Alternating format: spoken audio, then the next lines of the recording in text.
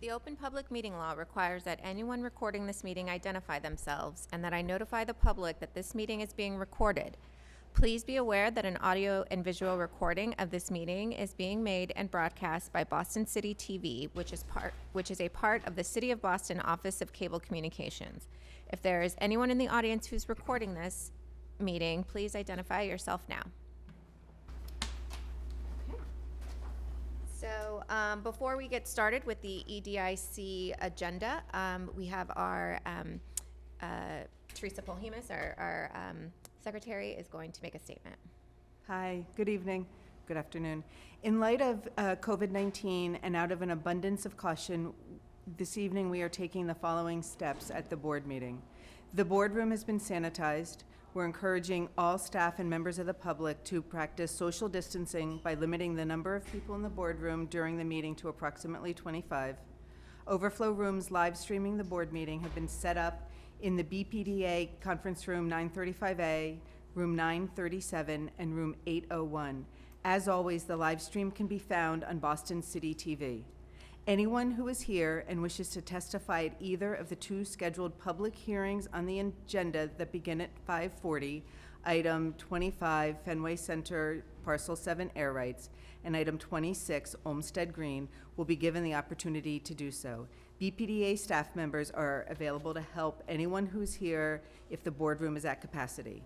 We have notified the public that we are also accepting written testimony from individuals who choose not to attend the meeting in person for the two scheduled public hearings. Email testimony will be read by the project manager during the public hearing portion of the board meeting, beginning at 5:40 p.m. In addition, tonight's public meeting in Alston Brighton for the Alston Brighton mobility study has been postponed. We will have an update on BPDA-sponsored public meetings going forward to share shortly. I'm deeply grateful for the work that our staff is doing in this challenging time to ensure this city continues to address the needs of its people. I'd like to thank everyone for their efforts and positive spirit. Thank you, Vice Chairman. Thank you, Teresa. Okay, first item on the EDIC agenda, request authorization for the approval of the minutes of the February 13th, 2020 meeting. A motion is in order. So moved. Second. All those in favor? Aye. Opposed? The ayes have it. Motion passes. Item number 2, request authorization to enter into a 1-year license agreement with Mass Bay Brewing Company, Incorporated, and to request permission from the Massachusetts Department of Environmental Protection to make a temporary change for the permitted use to operate a seasonal beer garden on parcel S3 within the Raymond L. Flynn Marine Park from May 1st, 2020 through November 1st, 2020. Thank you, Madam Chair, board members.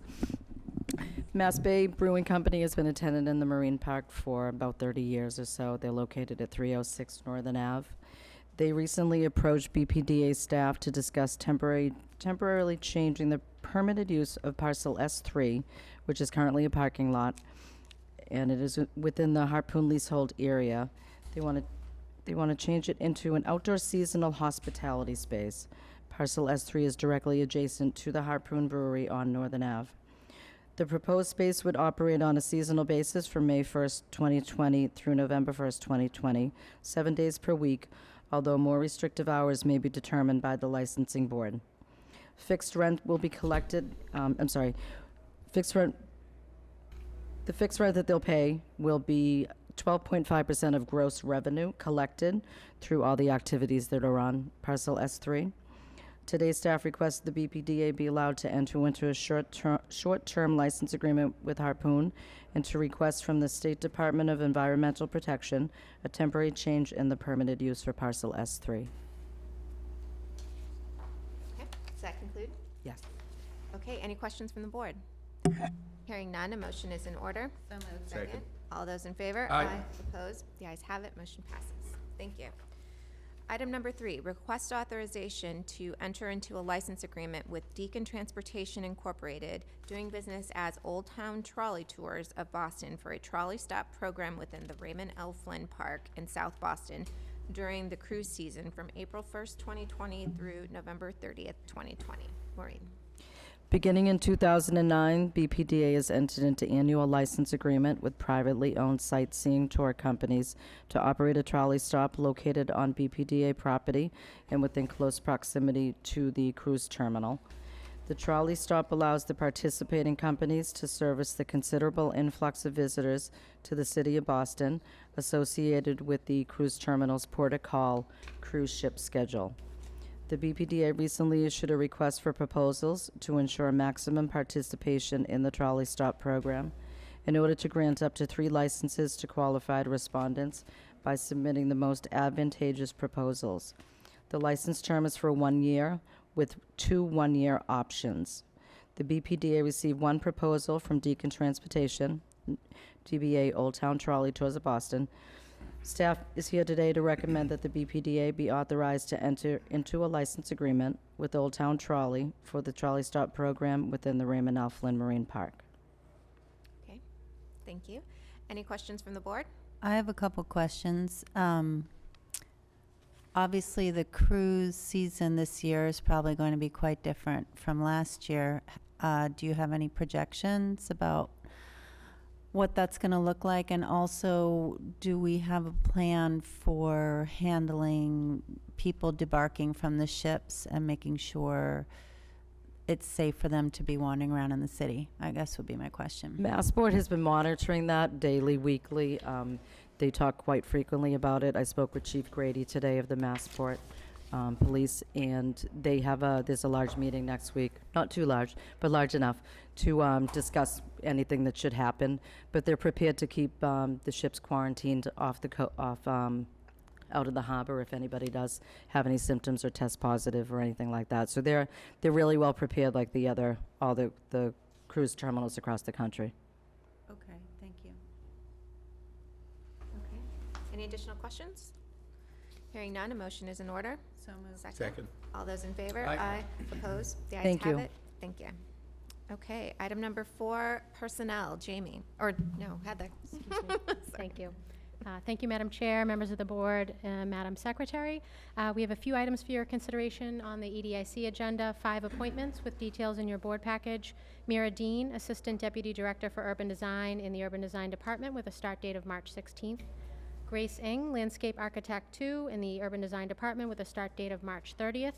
Soka Singh, Senior Accountant, and Katie Zhang, Accounting Assistant in the Budget and Finance Department with a start date of March 30th. Adam Dombavari, Records Manager in the Compliance Department with a start date of March 30th. And lastly, 1 Employment Service Contractor, Joe Rose Bordeaux, in the Office of the General Counsel. Okay, thank you. Any questions from the board? Hearing none, a motion is in order. So moved. Second. All those in favor? Aye. Opposed? Motion passes. Thank you. Thank you. Okay, I need a motion to adjourn the EDIC meeting. I move we adjourn the EDIC meeting. Second. All those in favor? Aye. Opposed? Okay, the ayes have it. Meeting adjourned. We will now begin the BPDA portion of the meeting. The Open Public Meeting Law requires that anyone recording this meeting identify themselves and that I notify the public that this meeting is being recorded. Please be aware that an audio and visual recording of this meeting is being made and broadcast by Boston City TV, which is a part of the City of Boston Office of Cable Communications. If there is anyone in the audience who's recording this meeting, please identify yourself now. Okay. So before we start the agenda, I'd like to recognize and welcome City Councilor Flynn to our meeting. And if you'd like to come and give a few remarks, you're welcome to. Thank you, Madam Chair and members of the board. My name is Ed Flynn, City Councilor, and want to speak on 288 Harrison Avenue. It's a project with the Chinese Consolidated Benevolent Association and with the Beacon Companies. I strongly support the project. There was a lot of good back and forth that went into the project, that there was going to be a lot of affordable housing, which is desperately needed in Chinatown. I'm also looking forward to working with the development team and the residents in the city. This particular piece of property is located almost in the middle of the south end in Chinatown border, and it has a high rate of asthma and respiratory related issues. So there's a lot of work we need to do working closely with the public health on making sure that our asthma rate for the Chinese community and others as well is addressed, and that's something we will continue to work on. Again, want to say thank you to the director, members of the board, and the professional BPDA staff for giving me the opportunity to be here. Thank you, Madam Chair. Great. Thank you. Okay, so on to agenda item number 1, request authorization for the approval of the minutes of the February 13th, 2020 meeting. A motion is in order. So moved. Second. All those in favor? Aye. Opposed? Ayes have it, motion passes. Item number 2, request authorization to advertise a public hearing for April 16th, 2020 at 5:30 PM or at a time and date to be determined by the director to consider the proposed Suffolk University 2020 institutional master plan. I'm going to go ahead and read item number 3 and then we'll take one vote. Item number 3, request authorization to advertise a public hearing at a time and date to be determined by the director to consider the master plan for the planned development area number 124, Suffolk Downs, and its 5 associated phase 1 through 5 development plans, and to be considered as a development impact project pursuant to sections 80A-2, 80B-5, 80B-7, and 80C-5 of the Boston Zoning Code. Okay, a motion is in order. So moved. Second? Second. All those in favor? Aye. Opposed? The ayes have it, motion passes. Okay, item number 4, the Board of Appeal. Thank you, Madam Chair, members of the board, Madam Secretary. 80 zoning petitions have been prepared by agency staff for transmittal to the Board of Appeals. This will cover their 2 meetings in March and their first meeting in April. Okay, great. Any questions from the board? Hearing none, a motion is in order. So moved. Second? All those in favor? Aye. Opposed? The ayes have it, motion passes. Thank you. Item number 5, request authorization to adopt a text amendment to section 11-5 electronic signs of the Boston Zoning Code with respect to the Zoning Board of Appeal relief and hours of operation. Just a note, it's 11-7. 11 dash, what did I say? Okay. Section 11-7, electronic signs of the Boston Zoning Code with respect to Zoning Board of Appeal relief and hours of operation. Thank you. Thank you, Madam Chair. Good afternoon, Madam Chair, members of the board. My name is Mark McGonigal, Community Affairs Liaison for the BPDA. Again, we'll be here before you to petition the Zoning Commission. The changes that we'd like to recommend are 1, hours of operation. Currently, the hours of operation for electronic signage is currently 7 a.m. until 2 a.m. We are proposing to roll it back an hour to start at 6 a.m., but remove the 2 later hours, so go from 6 a.m. To midnight. This was a request that was made several of our license agreements negotiations. Our proponents were asking for different times, and what we had told them, the most recent one, which is in Brighton and now operational, we told them that we'd take a look at if it's appropriate to change the zoning code and not necessarily one-offs. We did that analysis both with urban design, looking at the locations of the signs, and that we felt that the new hour from 6 a.m. to 7 a.m. was not going to change things in a negative way. And we also felt removing the 2 at the end, where more incidents of distracted driving, et cetera, are more prevalent, made sense. So we're making that recommendation. This is limited to only about 5 signs throughout the city. At the moment, there are other requests at the ZBA currently. We don't know if those will pass or not, but if they do, I would like to have them incorporate these changes.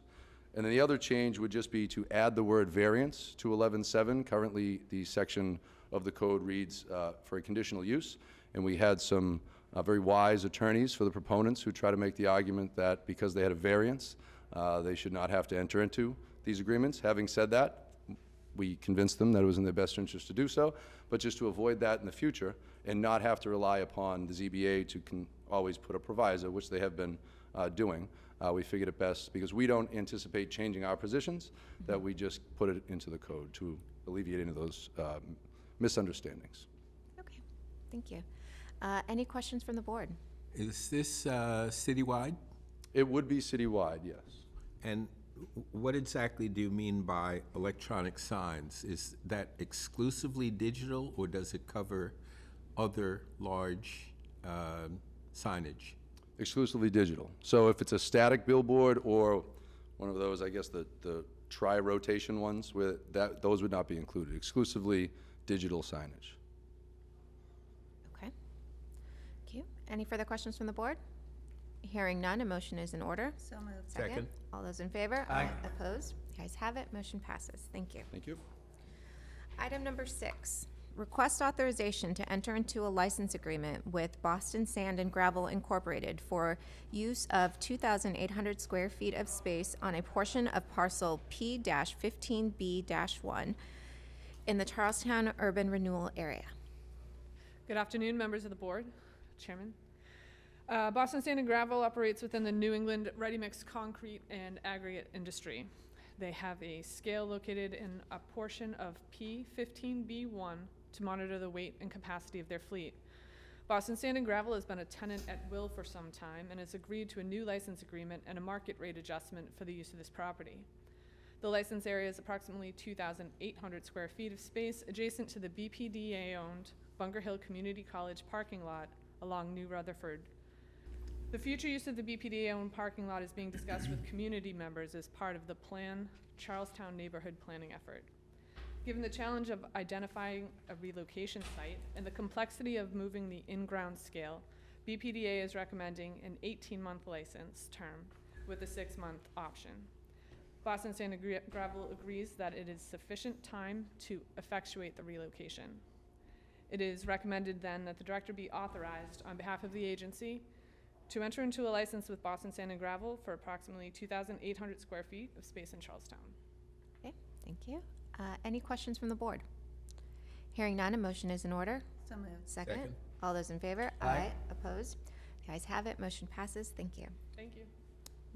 Item number 7, request authorization to enter into a license agreement with the Anthem Group Incorporated for use of Dry Dock 2 Shipyard Park and portions of the historic Navy Yard for activation purposes from May 1st, 2020 through January 1st, 2021. Thank you, and good afternoon, Madam Chair, members of the board. John Fitzgerald with the BPDA. Looking to build on the success of last year at the activation of the Charlestown Navy Yard, we are looking to request authorization to execute a license agreement with the Anthem Group for almost exactly similar agreement as we had last year in terms of a financial situation. We have made some tweaks after having 1 year under our belt now. Most of those tweaks are around sort of reporting and financing and making sure they're a little bit sharper and sort of what activities can actually be counted towards the credit, because if you recall, they can, any activation free and open to the public is then credited back up to 15% of their, so, but besides that, we look to have the exact same one, and we look forward to another successful year of activating the Navy Yard. Okay, great. Any questions from the board? Hearing none, a motion is in order. So moved. Second. All those in favor? Aye. Opposed? The ayes have it, motion passes. Thank you.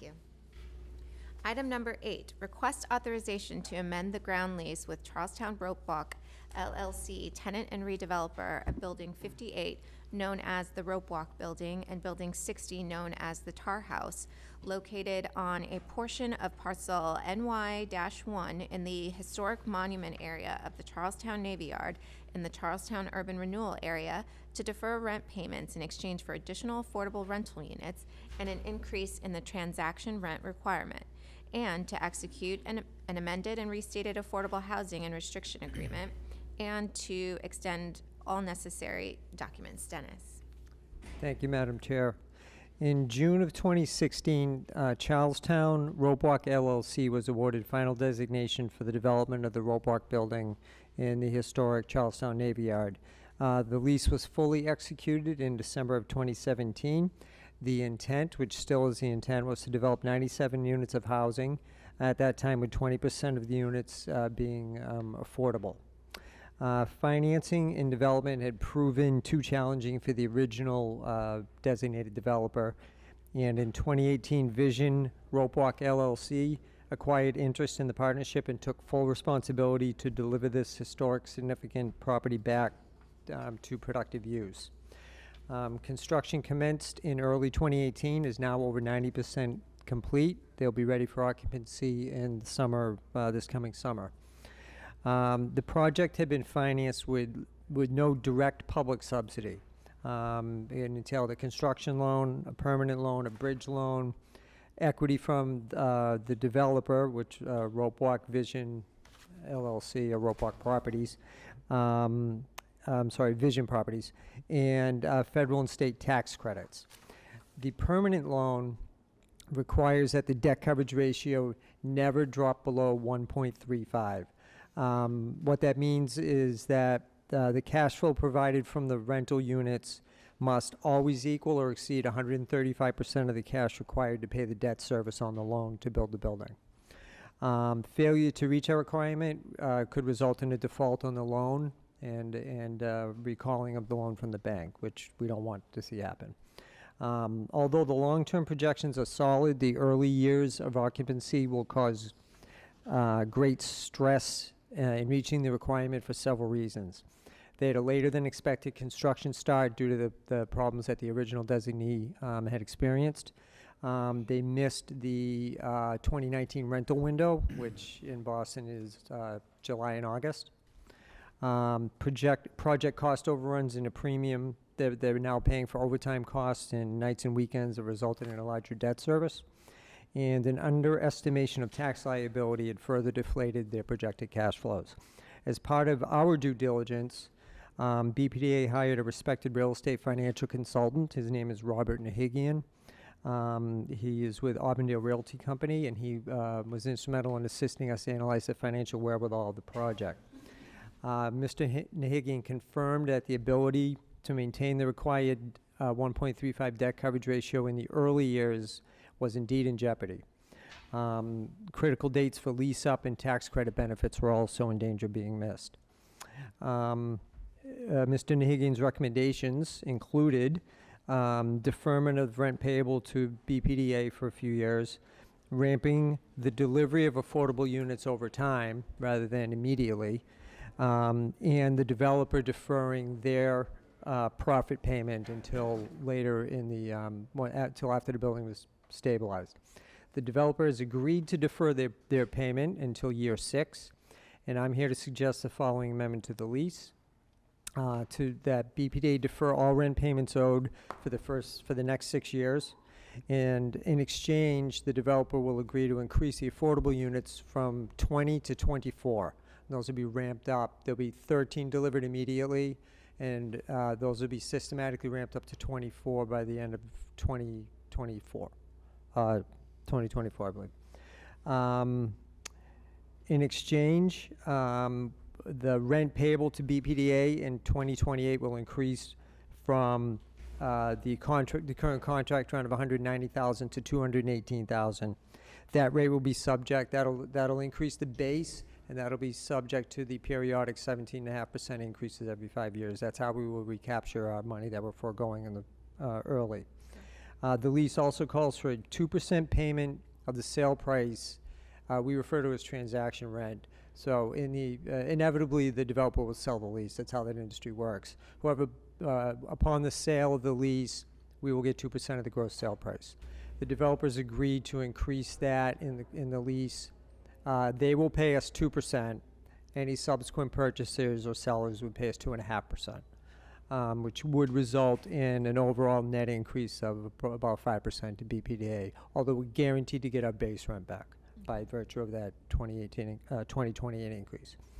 The developer will also execute an amended and restated affordable rental housing agreement to reflect the increased number and delivery timeline of the affordable housing units. Okay. Any questions from the board? Okay. I do want to say that the memo and the term sheet that you added into here was very well done and made everything really clear. So thank you for that. Okay, so hearing no further questions, a motion is in order. So moved. Second. All those in favor? Aye. Opposed? The ayes have it. Motion passes. Thank you. Thank you. Item number 9. Item number 9, request authorization to extend the lease agreement with the Massachusetts Port Authority for use of parcel P-8A2 located on the southwesterly side of Terminal Street in the Charlestown Urban Renewal Area. Thank you, Madam Chair, members of the board, and Devin Quirk, Director of Real Estate. This board voted in December of last year to enter into a new lease and memorandum of understanding with Massport for the BPDA-owned property along the Little Mystic Channel in Charlestown, effective January 1st, 2020, this year. As you may recall, this lease agreement continues the designated port area activities on the site while also producing substantial community benefits and networks of open space improvements across Charlestown. The purpose of this 1-month extension through April 30th, 2020 is to provide the necessary time for attorneys and staff on both sides to finalize the documentation and execution of the lease and the MOA. There are no changes to this agreement from what was voted on in December. It is merely an extension to allow the administrative process to go forward, but I'd be happy to answer any questions. Okay. Do we have any questions from the board? Hearing none, a motion is in order. So moved. Second. All those in favor? Aye. Opposed? The ayes have it, motion passes. Thank you. Item number 10, request authorization to advertise and issue a request for proposals for design services for the development of the design and use guidelines for the downtown waterfront. Chris. Thank you, Madam Chairman, members of the board, Secretary Paul Hemus. I'm Chris Bush with Climate Change Environmental Planning Division.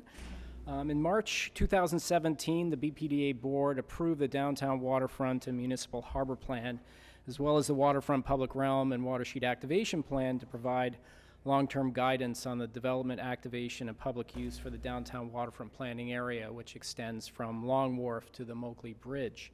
The planning process developed dimensional standards for the Harbor Garage and Hook Wharf sites and public realm improvements to be delivered along with the redevelopment of those properties. The harbor plan and subsequent approval of the plan by the state's Executive Office of Energy and Environmental Affairs require the development of design and use guidelines for the downtown waterfront to better guide public realm improvements associated with new development projects.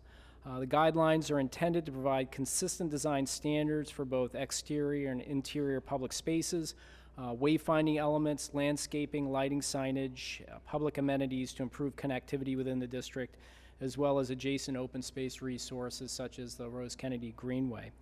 Additional project objectives include the development of design standards that incorporate climate resilient materials to ensure the long-term viability of public spaces and integration into district scale flood protection measures being developed through Climate Ready Boston, support a variety of year-round public activation and programming, advance management concepts for the watershed to better coordinate land and waterside water-dependent uses, as well as design options for public ways to accommodate and reduce conflicts between pedestrians and vehicles. The guidelines will also provide direction for the integration of additional planning area improvements such as the New England Aquarium's Blue Way Vision and transition of the Chart House parking lot on Long Wharf into a new waterfront park, which is also a public benefit framed as part of the harbor plan. The project is intended to be a collaborative effort between BPDA, area property owners, city residents, businesses, and stakeholders. Several public workshops, stakeholder focus groups are anticipated as part of the development of the guidelines to engage residents and property owners. Once a consultant is selected through the RFP process, we'll be back before the board for authorization to enter into a contract. We anticipate the process to take around 6 months. Okay. Great. Do we have any questions from the board? Hearing none, a motion is in order. So moved. Second. All those in favor? Aye. Opposed? The ayes have it, motion passes. Thank you. Thank you. Item number 11, request authorization to advertise and issue an invitation for bids for arborist services for the citywide BRA-owned properties. John. Good afternoon, Madam Chairwoman and members of the board. The BRA owns many parcels of land. Those land have trees, and we need an arborist to take care of them. So we are looking to advertise an RFP for arborist services for an option of 1 year with 2 one-year options, not to exceed $50,000. Okay. Land has trees. Any questions from the board? How will this person interface with the arborist at the Parks Department? Oh, yeah. Great question. What we typically do is take care of our own land, and if there's any tree in question that we think is either historical, sick, or otherwise affecting another parcel, then we would work with the Parks Department. However, typically we just take care of the trees ourselves. Okay. Great. Any other questions from the board? Okay, hearing none, a motion is in order. So moved. Second. All those in favor? Aye. Opposed? The ayes have it, motion passes. Thank you.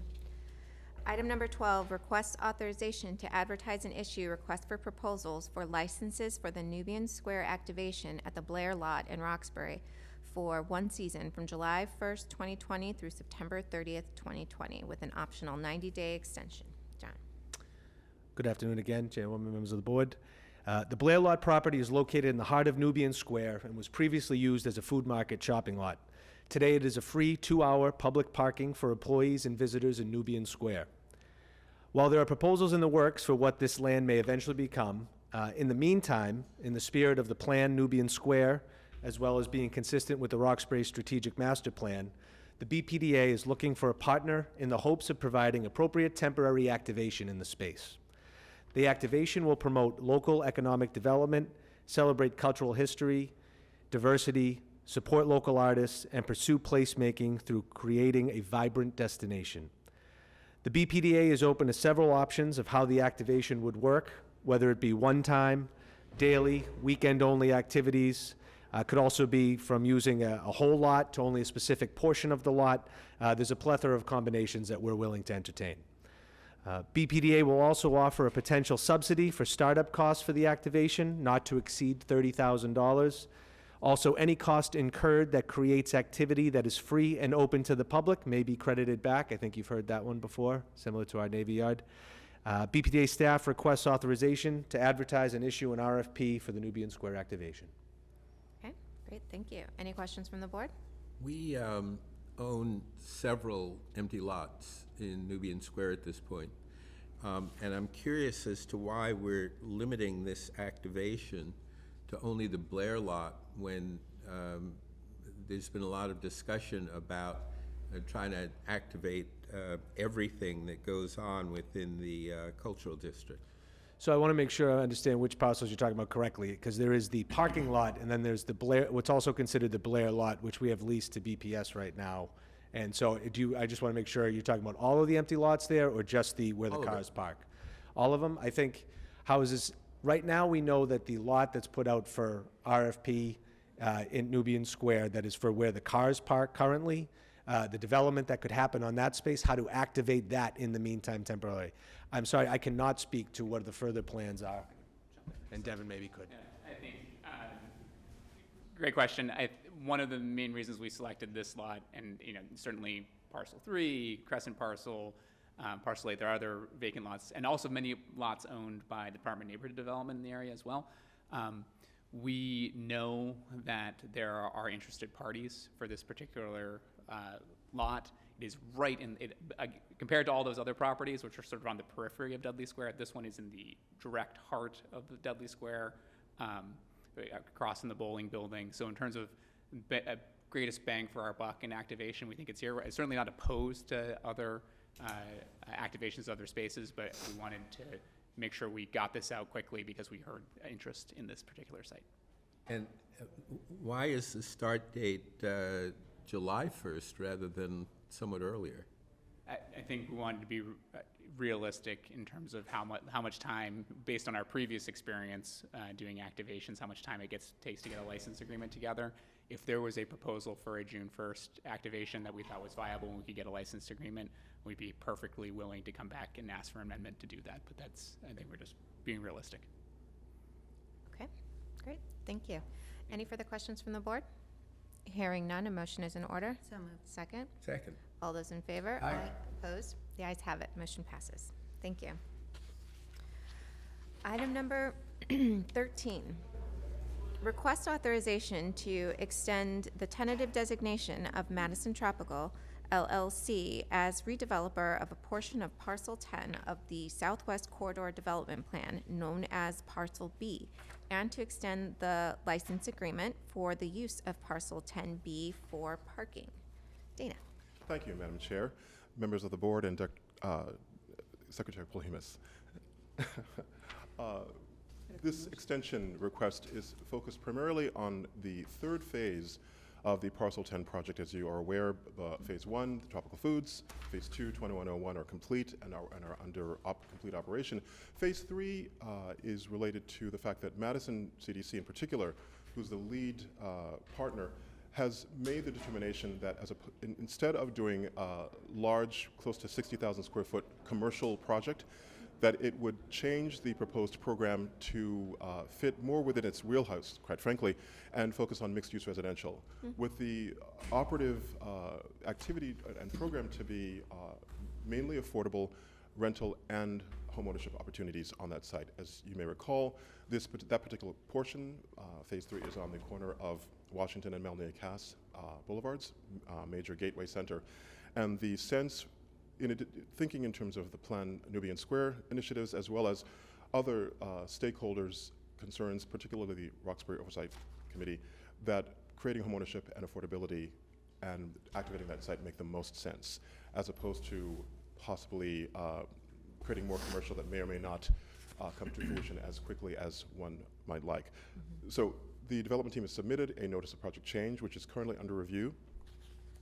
The Oversight Committee itself has asked for additional opportunity to work with the development team through a review with the Project Review Committee to see where it moves forward with its schematic design. Since the last time we came before you, the development team has solidified its partnership with Trinity Financial, which will serve as a key component in developing this particular phase.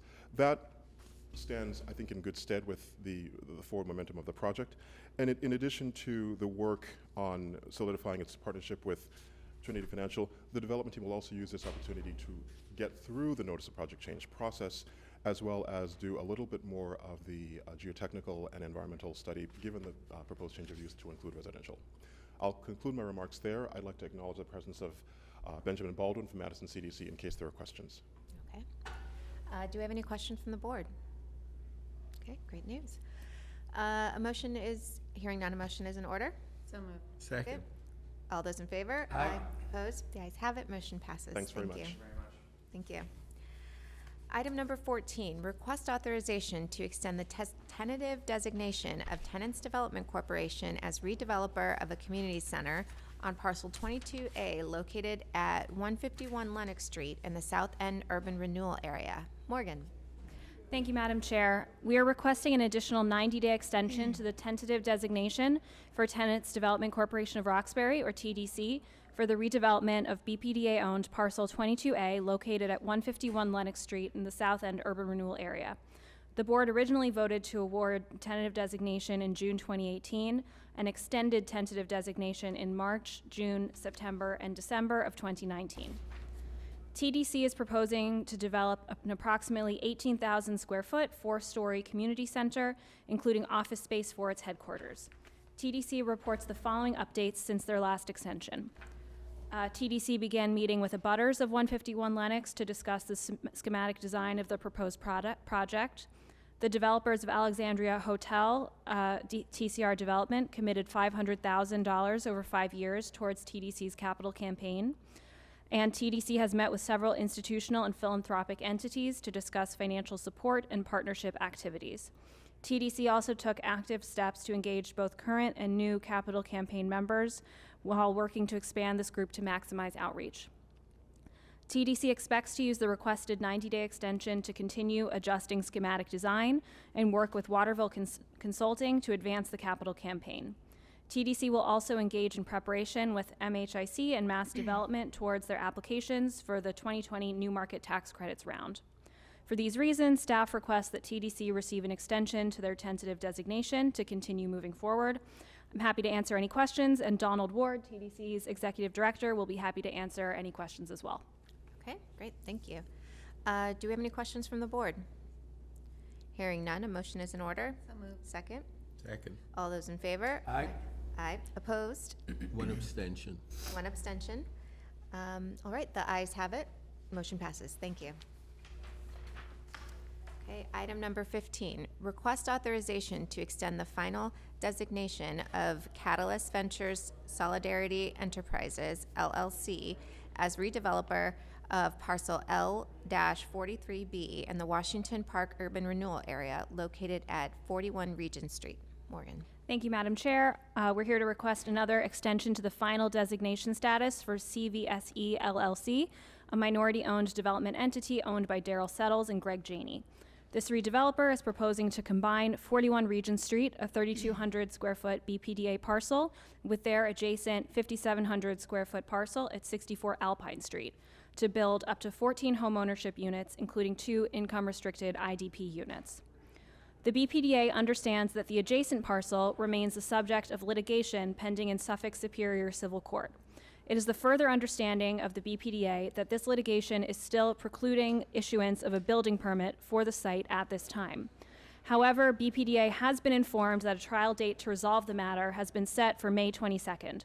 Accordingly, the BPDA staff requests an additional 9-month extension of final designation status through December 31st, 2020, to allow further time for resolution of this matter. Okay, thank you. Do we have any questions from the board? Hearing none, a motion is in order. So moved. Second. All those in favor? Aye. Opposed? The ayes have it, motion passes. Thank you. Item number 16, certificate of completion. Request authorization to issue a certificate of completion for the Melnia Residence component of the Melnia Hotel and Residence project located on Parcel 9 in the South End Urban Renewal Area. A motion is in order. So moved. Oh, I had a question. Oh, sorry. Sorry. Sorry, I thought you didn't do. Oh, no, sorry. Oh, okay. Questions from the board? I'm not sure who to ask. Should I ask John? Dana. Dana, do we have a Dana. question? I have a question on this, Dana. I know as part of the is this a certificate of completion for the hotel as well, or just the condos? This is for the residential component. The hotel has its completion. The one specific detail related to that, there is a certificate of occupancy that was just recently updated to match the fact that the hotel has just recently had its gas and utility work completed, and because those two functions are connected, ISD opted to make sure that that was completed before issuing the CFO, hence the time in between the inspection and the issuance. So this relates specifically to the residential component because utilities are linked in that regard. Because I actually had a question about the hotel component. Are they already up and running, the hotel? They are. And how are we monitoring the living wage component of that agreement? That's a very good question. My understanding, and I should come back with further confirmation on this, is that we because of it being a large project, we work with the Boston Employment Commission through the Office of Economic Development to make sure that that's being monitored correctly. Okay, but I can great. get confirmation on that. Okay, great. Thank you, Dana. Sure. Okay, great. Any further questions? Hearing none, a motion is in order. So moved. Second. All those in favor? Aye. Opposed? The ayes have it, motion passes. Thank you. Okay. Item number 17. Request authorization to issue a scoping determination waiving further review pursuant to Article 80, Section 80B-5.3D, large project of the zoning code for the renovation to Lennox Apartments consisting of 285 residential rental income restricted units, a community center, and a management office located at 136 Lennox Street, and to take all related actions. John. Thank you, Madam Chairwoman, members of the board, Madam Secretary. The Lennox Apartments development in Roxbury is a public housing project that was originally constructed in 1939. The proponent, Beacon Community Services LLC, in collaboration with the Boston Housing Authority, proposed to undertake a capital improvement program to preserve the physical integrity of the Lennox Apartments. The project site consists of one parcel that is approximately 298,000 square feet of land. It's a little over 5.5 acres. The proponent proposes to renovate and rehabilitate the existing 12 three-story walk-up buildings containing 285 residential rental units in one building containing a community center, management office, maintenance and mechanical space. The proponent filed a letter of intent on August 24th of 2018. A project notification form was filed on September 28th of 2018. And the BPDA received an update to the PNF outlining changes to the overall scope of work on December 10th of 2019. 2 public meetings were held on January 8th of this year and on February 1st. The BPDA held a scoping session for city and state officials on January 23rd. The comment period concluded on February 7th. Many residents of Lenox Apartments expressed their enthusiasm at the public meeting about the rehabilitation to their homes. And we are thrilled that this valuable, affordable housing asset in Boston is being preserved. At this time, I would like to introduce Gina Martinez of Beacon Communities to further the presentation. Gina?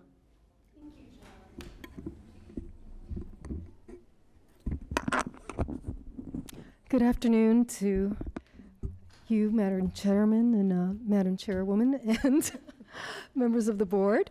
My name is Gina Martinez. I'm a development director with Beacon Communities.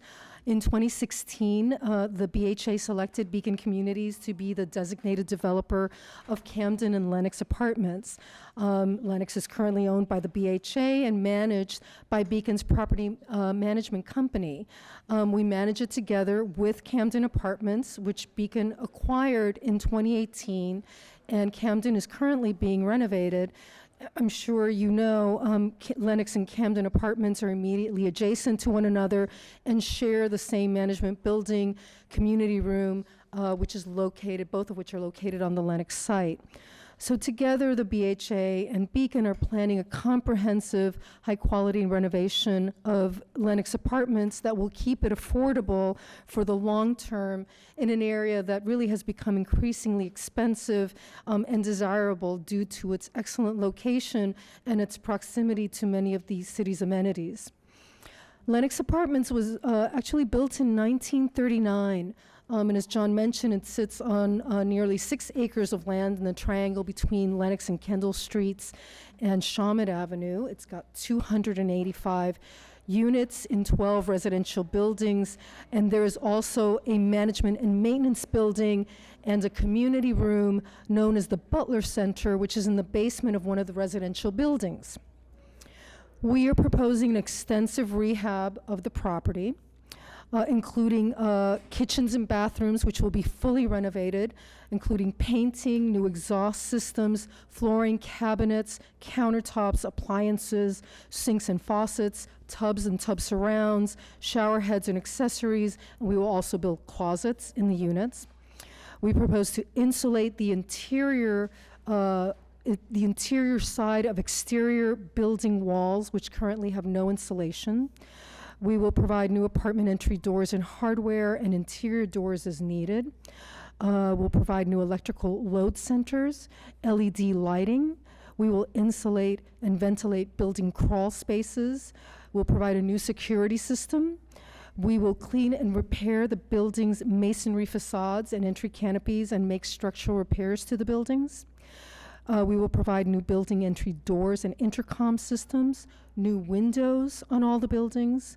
We will clean and repair common hallways, stair rails, and stairwells. We will make accessibility improvements throughout the site, including 15 units to make them fully compliant with accessibility codes. Life safety systems will also be brought up to code. We'll provide new lighting throughout the site, as well as storm drains, and a new play area.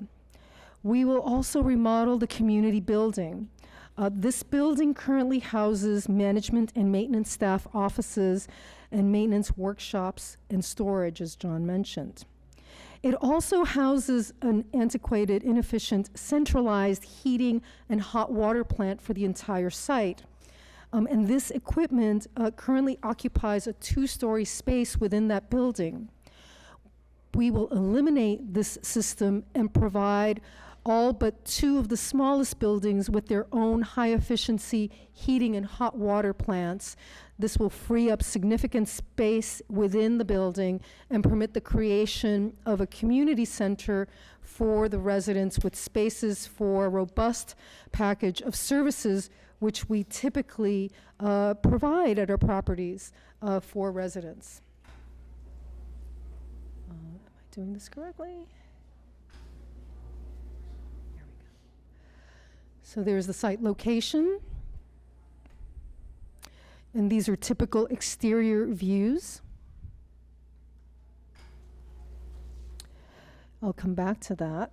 But these are some of the services that we will provide at the new community building. And just to give you a sense, you can see, there's the site, and the community building is at one end of the site. It's at the Kendall Street end. And to one side, you can see the current layout of the community building. The space with the X in it is a 2-story space that is currently allocated for that heating and hot water plant that I described. We will fill in that space and create numerous spaces, including a community room, computer learning center, a wellness center, office for the task force, the resident task force, as well as offices for our resident service coordinator and our management staff. And we also will provide health and fitness areas in the lower basement level, as well as a music room and an office for the security staff. The BHA has designated Beacon as the developer for Lenox in an effort to preserve this community as affordable. Beacon can access multiple sources of affordable housing financing, while the capital funding available to the BHA from federal sources has trended down severely in recent years. In the meanwhile, the need of this aging property for repairs and system replacements has only increased with time. After closing this fall, when Beacon will become owner of Lenox Apartments, the BHA will still remain involved in a number of ways, including by retaining ownership of the land via a long-term ground lease and by administering rental assistance awarded to the property by HUD. The proposed renovation will utilize resources including the HUD demonstration disposition program.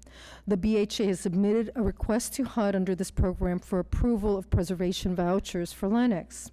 HUD approval, which we expect shortly, will result in an award of preservation vouchers to the BHA, which the BHA will then convert to project-based vouchers for Lenox. No one will lose their housing at Lenox as a result of this rehabilitation, and payments toward rent will not change. Residents will continue to go through annual income certifications as they do now, and they will pay approximately 30% of their adjusted income just as they do now. The voucher rental subsidy will be used in combination with mass housing tax-exempt financing, federal and state low-income housing tax credits, and because the property is among the earliest public housing communities in Boston, it has historic significance, which has allowed us to receive federal and state historic tax credits. Given the amount of work proposed throughout the site and in the units, we will temporarily relocate residents. And to be clear, this will be temporary. Residents will be moved back into renovated units. We will be working with Housing Opportunities Unlimited, who will assist us with the relocation process and who will assess each household ahead of any move to determine their individual circumstances and any needs they may have in order to make the moves as smooth as possible for the residents. All costs associated with moves in and out of apartments will be covered by the development budget. Because we have done this type of project before, I just wanted to share with you some examples of for you of before and afters. And this is actually a photograph of a kitchen in Camden Apartments, which I mentioned. Those are currently under renovation. And these are some properties that we have acquired just to give you a sense of some of the before and after shots of common areas. As you can see, we've been able to take some spaces that have been sort of tired and dated and update them and refresh them. This is actually Quincy Towers, which is a project you all approved several years ago. And you can see we were able to modernize and brighten it up significantly. Again, this is a project in Brockton. Again, and just another example of how we have tried to modernize and refresh these properties. That concludes our presentation, but I would like to introduce Kate Bennett from the BHA, who is here to say some words on behalf of the project as well. Thank you. Thanks, Gina. Thanks to members of the board. Thank you for your service and for your consideration of this project. Gina's pretty much said it all. I'll just emphasize again that the BHA is engaged in this partnership because Beacon, like any private owner, can access certain funding more easily than BHA, and this is a strategy that will protect these units in perpetuity as deeply affordable low-income units. People pay 30% of their income regardless of what that income is, and so that is the goal of the project. We've been working with residents for a number of years on this initiative. Most recently, it's bumped out to the Article 80 process because the size of the site has triggered that. Normally with a rehab project where we're doing sort of in-place rehab, it's less of a sort of neighborhood impact and issue. But I just want to emphasize the process with our residents has been robust, and that folks are really excited, as has been mentioned, about these repairs. And so thanks again for your consideration. Okay. Thank you. Does that conclude the presentation? Yes. Okay, great. Do we have any questions from the board? Kate, I have a question for you, Kate. Just to clarify, the BHA owns the land, currently owns the land and the buildings, and is selling the buildings to Beacon? That's right. And then Beacon's going to renovate them and be the landlord, but they'll stay permanently affordable. But the BHA will retain the land. That's right. Thank you for asking that. That's a good point. We will continue to own the land. We ground lease it to Beacon, but we have a long-term ground lease that protects the use and protects our interests and the residents' interests going forward. And Kate, is this a new type of arrangement, or how many other BHA properties have you done this type of arrangement? We've done this in several, probably upwards of 10 projects across the city. This one's a little more unusual in that, usually when we ground lease a site, it's for demolition and rebuild. And in this case, it really was for several reasons, we've gone with a rehab scenario. But the transaction of BHA retaining the land and allowing a private entity, whether they be nonprofit or for-profit, to come in and rebuild that site is something we've done many times.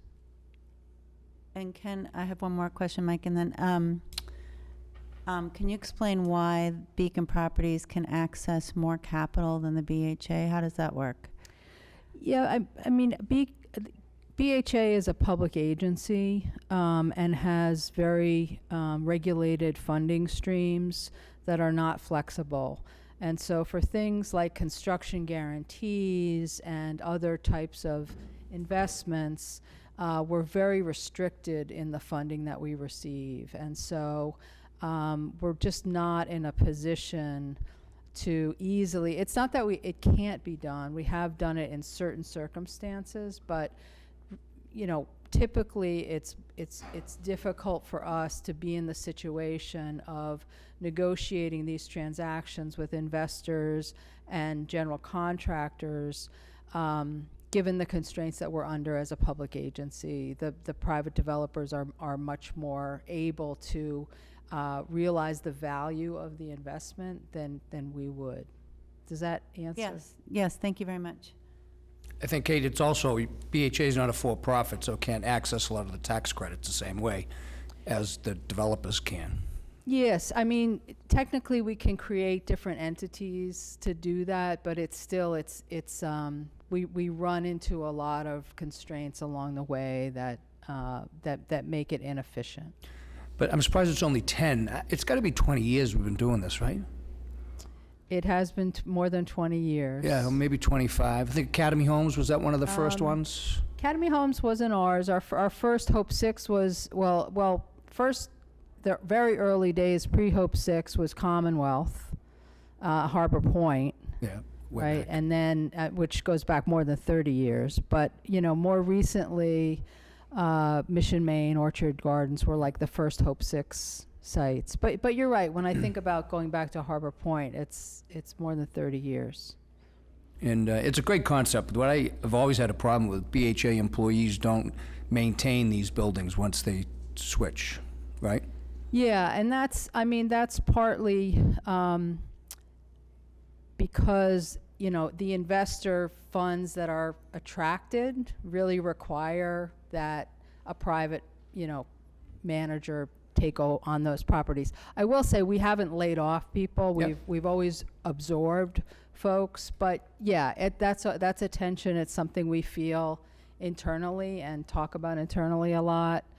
But it is, at this point, if we want to sort of be in the game of attracting certain types of money, I understand the reality. trade-off, but from the electrician standpoint, we Yeah. used to have it was a great job. Yep. A lot of residents of the city would work there and make decent wages, Yep. and now it could be anybody from New Hampshire, Rhode Island, wherever is coming into the city maintaining these buildings, where that was not the case years Yep. ago. But Yeah, I understand. and sometimes I understand those the employees trade-off. are absorbed by the new company.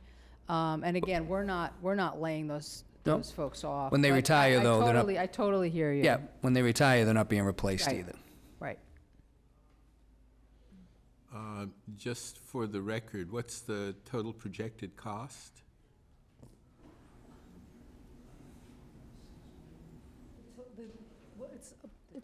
The TDC projected currently is about 115 million.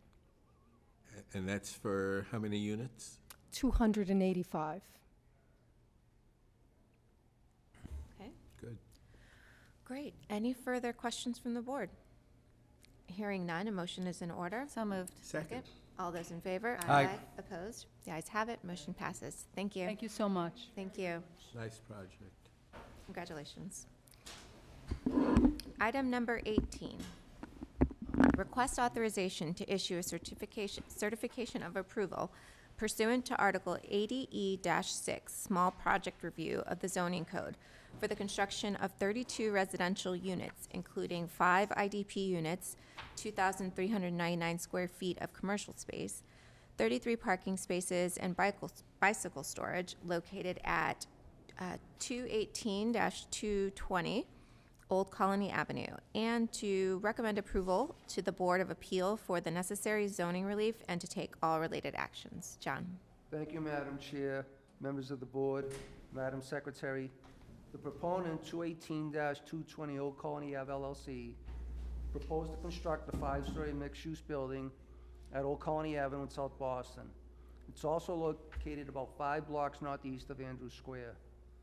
The project site consists of one parcel that is approximately 11,620 square feet of land, which is currently occupied by a vacant single-story commercial building that will be raised. The proposed project is within the planned South Boston Dorchester Avenue Planning Initiative. So the density bonus guidelines increase the IDP commitment from 4 affordable units to 5. In addition, there is $180,000 in committed in community benefits and mitigation, funding the implementation of the Climate Resiliency Plan from Oakley Park, and funding to support infrastructure improvements to the public realm on Old Colony Avenue. In addition, the proponent is committed to the creation of a public plaza on the second half of the abutting Guston Street as an amenity to the residents of the West 9th Street Senior Public Housing Development. The proponent filed an Article 80 application on September 25th of 2019. A public meeting was held on October 30th at the T&E Learning Center, and the comment period concluded on November 15th of 2019. Before we continue the presentation, I would just like to introduce Quinn Dalsich from City Council Michael Flaherty's office. We'd just like to have a few words. Quinn?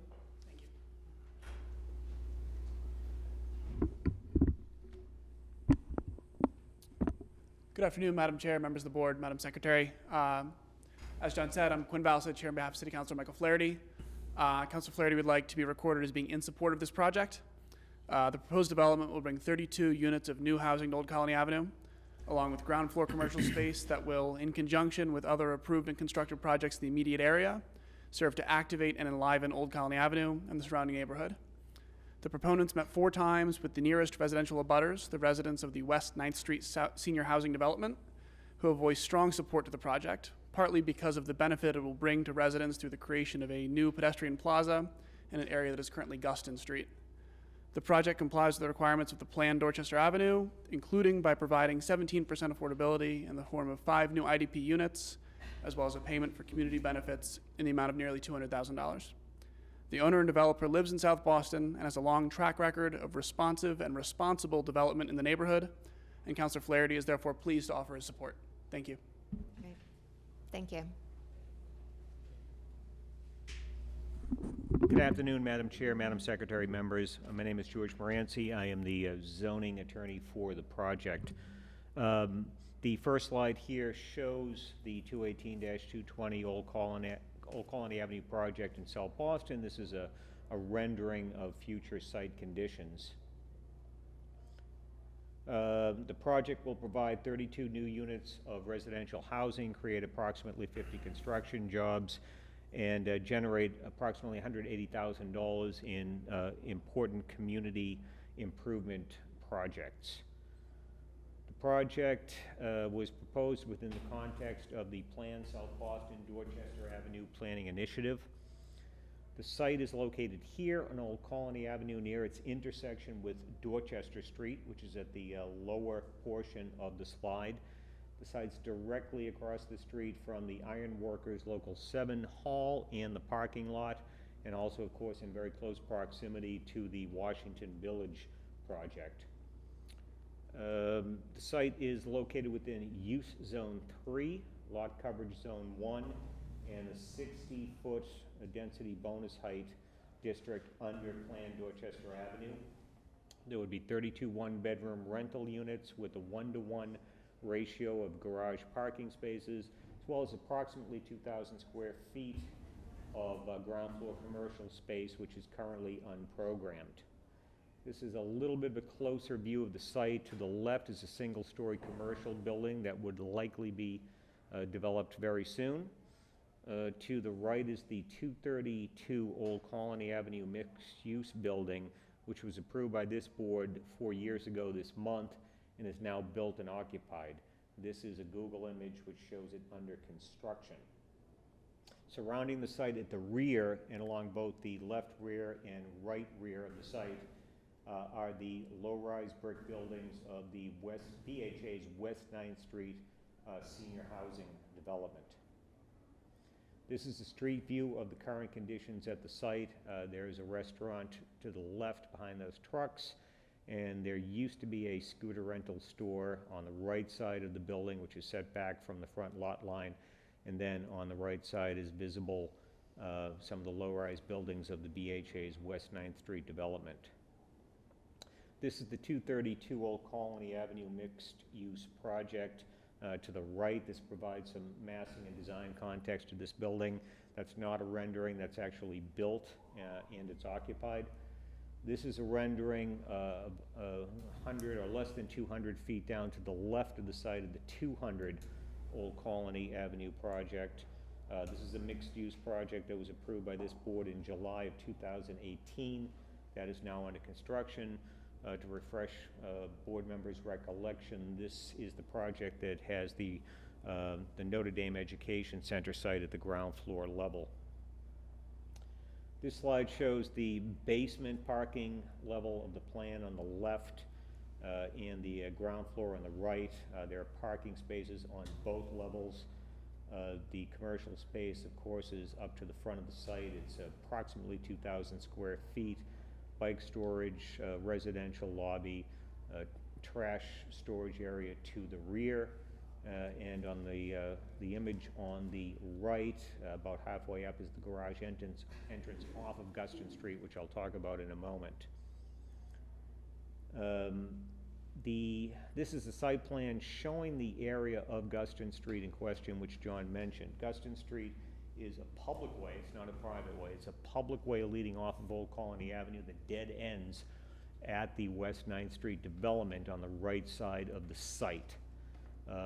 Guston Street will be privatized, and that's part of also correcting some of the site plan conditions with the 232 Old Colony Avenue project that had existed. It will be privatized. It will still remain open for vehicular traffic, public vehicular traffic down to the garage entrance, which starts right before the pedestrian plaza appears on this site. And then the pedestrian plaza will be created for the use and benefit of building residents, also, of course, for the West 9th Street apartment residents. And the 232 Old Colony Avenue is a mixed-use building that also contains residential condominiums. So the expectation is that everybody will be able to make use of the space. The developer and the development team have committed to continuing to meet with the West 9th Street development residents to ensure that the amenitization of Guston Street is done to a level that satisfies both their wishes in their needs there, including preserving an ability to maintain some vehicular access for emergency vehicles, Peapod deliveries, Uber drop-offs, etc. This is a front rendering of the building. It's 5 stories and 60 feet, again in full compliance with the plan. Rear elevation, 2 side elevations. The elevation at the top shows just before the midpoint, the garage entrance, as vehicles would come off of Guston and go into the garage. These are current site conditions. This is a rendering of the proposed future site condition. And that concludes my presentation. Yes, and John is just reminding me that there is a letter that's in receipt of the BRA from District Councilor Edward Flynn, also expressing support for the project. Yes. Okay, great, thank you. So do we have any questions from the board? Okay, hearing none, a motion is in order. So moved. Second? Second. All those in favor? Aye. Opposed? The ayes have it. Motion Thank you very passes. much. Thank you very much. Okay, item number 19. Request authorization to execute a First Amendment to the cooperation agreement for the 105 West First Street project to include a pedestrian connector.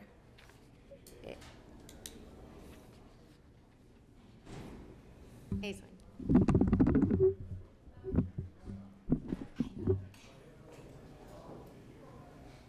Oh, yeah, you can go.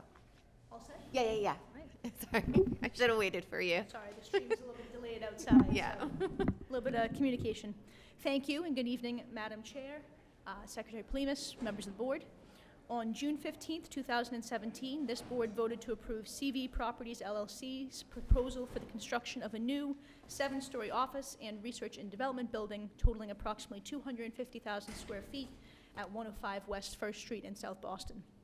As further detailed in your board memo for this proposed action, the ground floor of the project was designed to facilitate public access to and usage of the space while providing activation along West First Street and West 2nd Street. 105 West First Property Owner, LLC, which is an affiliate of Breakthrough Properties, a life science real estate development company formed by Tishman Speyer Properties and Belco Capital, submitted notice to the BPDA on July 11th, 2019 of the purchase of the 105 West First Street project and their assumption of all rights and interests respecting the project from CV Properties, LLC. With the project's change of ownership, the BPDA facilitated an impact advisory group meeting in early December of 2019 and a community update meeting last month. These meetings provided an opportunity for members of the IAG and the greater South Boston community to meet the proponent and discuss the project and anticipated construction timeline. Through this engagement with the IAG and broader South Boston community, the importance of the building's enclosed pedestrian connector, allowing access from West First Street to West 2nd Street, was highlighted. The action before you this evening requests the board's authorization to execute a First Amendment to the cooperation agreement for the 105 West First Street project, which will memorialize in perpetuity the hours of operation and public access through the pedestrian connector. We're joined this evening by members of the development team. I'd like to introduce Jessica Hughes from Tishman Speyer, who will provide the board with a brief update on the project and timeline. Great, thank you. Thank you. Thank you, Ashley. So I'm Jess Hughes. I lead Tishman Spire's business here in Boston.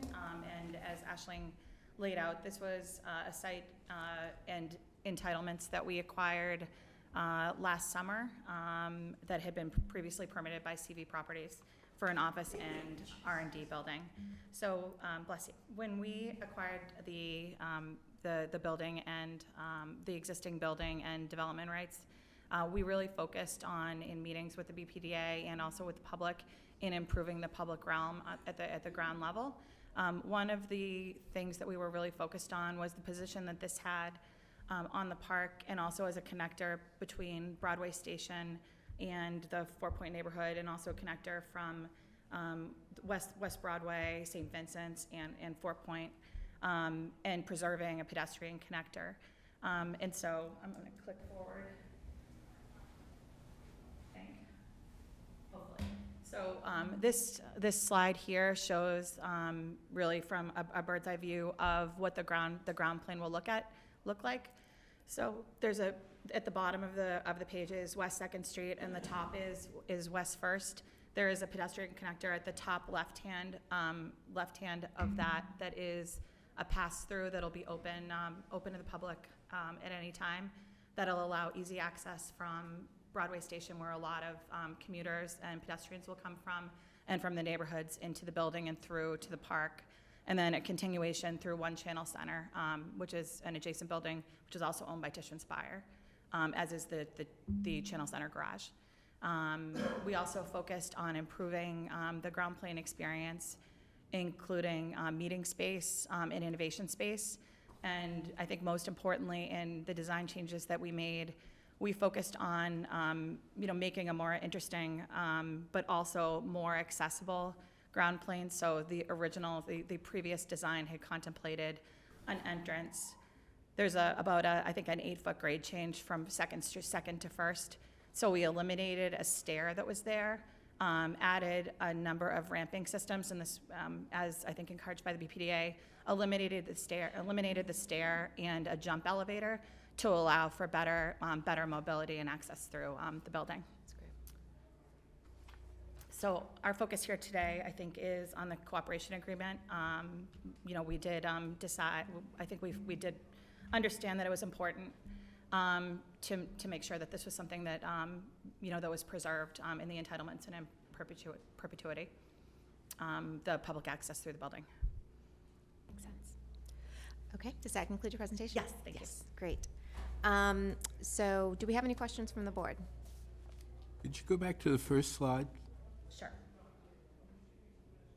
Is that Artists for Humanity next door? It is. Artists for Humanity is adjacent to the building.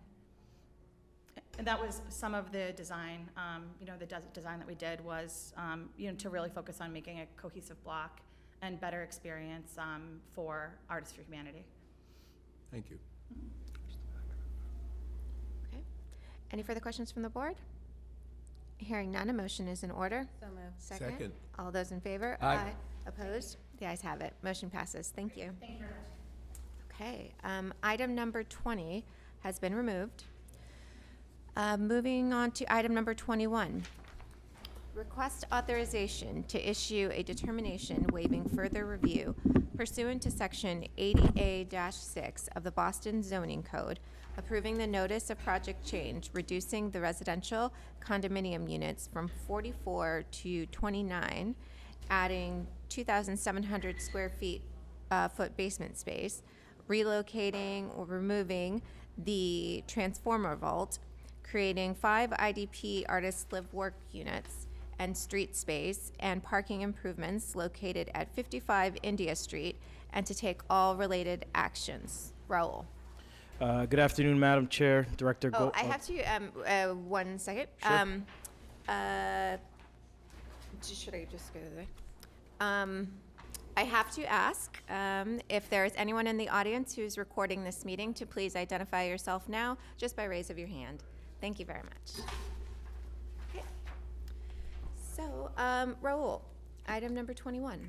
All right, great. Well, good afternoon, Madam Chair, Madam Secretary, members of the board. By way of background, the 55 India Street project was originally approved by this board on June 14, 2014. The project, as approved at that time, consists of the redevelopment of an approximately 7,100 square foot surface parking lot into an approximately 67,000 square foot 12-story mixed-use building with 44 residential condo units, about 4,000 square feet of commercial retail, and 4,000 square feet of commercial retail space. Since that time, the ownership over the site and the project has changed, and on January 8th, 2020, the current owner, Boston Residential Group, filed a notice of project change seeking approval for changes to the previously approved project.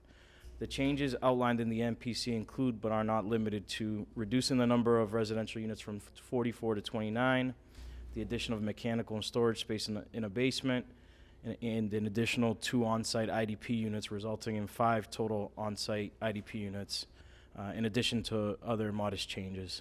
The proposed changes do not result in any changes to the previously approved height and density. The project will still be 12 stories, 67,000 square feet. In terms of Article 80 process, the NPC, as mentioned, was filed at the beginning of January. That triggered a 30-day public comment period, which concluded on February 10th. And during that time frame, the BPDA held BPDA sponsored a public meeting, which was held in this room, to review and discuss the proposed changes with community stakeholders. At this time, I'd like to turn it over to Curtis Kemeny of Boston Residential Group, who will make a few remarks and further the presentation. Okay, thank you. Thank you. Members of the board, my name is Curtis Kemeny. I'm CEO of Boston Residential Group. We are the sponsor of this project. We're very excited to take this step in completing the city's vision for the Greenway District by filling in this last open link on this side of the street. As Raul mentioned, we are remaining within the existing zoning envelope, but we have made some adjustments which we believe are appropriate for the waterfront submarket at this time, namely doing fewer larger units. So instead of having 44, we have 29 within the same envelope. We have improved the retail space and programmed it for a restaurant. That restaurant will open up on the ground floor and engage the Greenway and engage the India Wharf district. And then finally, we have, we think, an improved IDP strategy where we are creating 5 artist live workspaces in accordance with the BPDA's new guidelines on artist housing down on the 3rd floor. Our team is seasoned. It includes David Hassin, who I'll introduce in a moment, Lee Kennedy constructing the building, Goulston and Stores, and Otis and Ahern. And the schedule is that we'd like to break ground this summer and deliver the project in the first quarter of 22. So we appreciate your time today, and with that, I will turn it over to David, who will take you quickly through the plan for the building. Thank you. Thank you, Curtis, and members of the board. It's a pleasure to be with you again today. Thank you for your service these difficult times. I'm just very quickly going to walk you through the slides of the relatively minor changes that have been made to the project since you saw it a number of years ago. And first, by locating the site, it sits at a really pivotal site right on the Greenway. We recognize the great importance of this site. It's one of the truncated parcels that remained after the central artery was cut through downtown.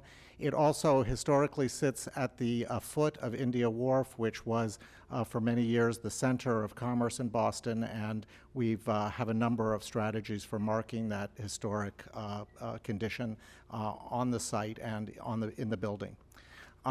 This is where we were the last time you saw the project, before the project adjacent to it was built, showing its position as a building with 3 faces looking up and down the Greenway.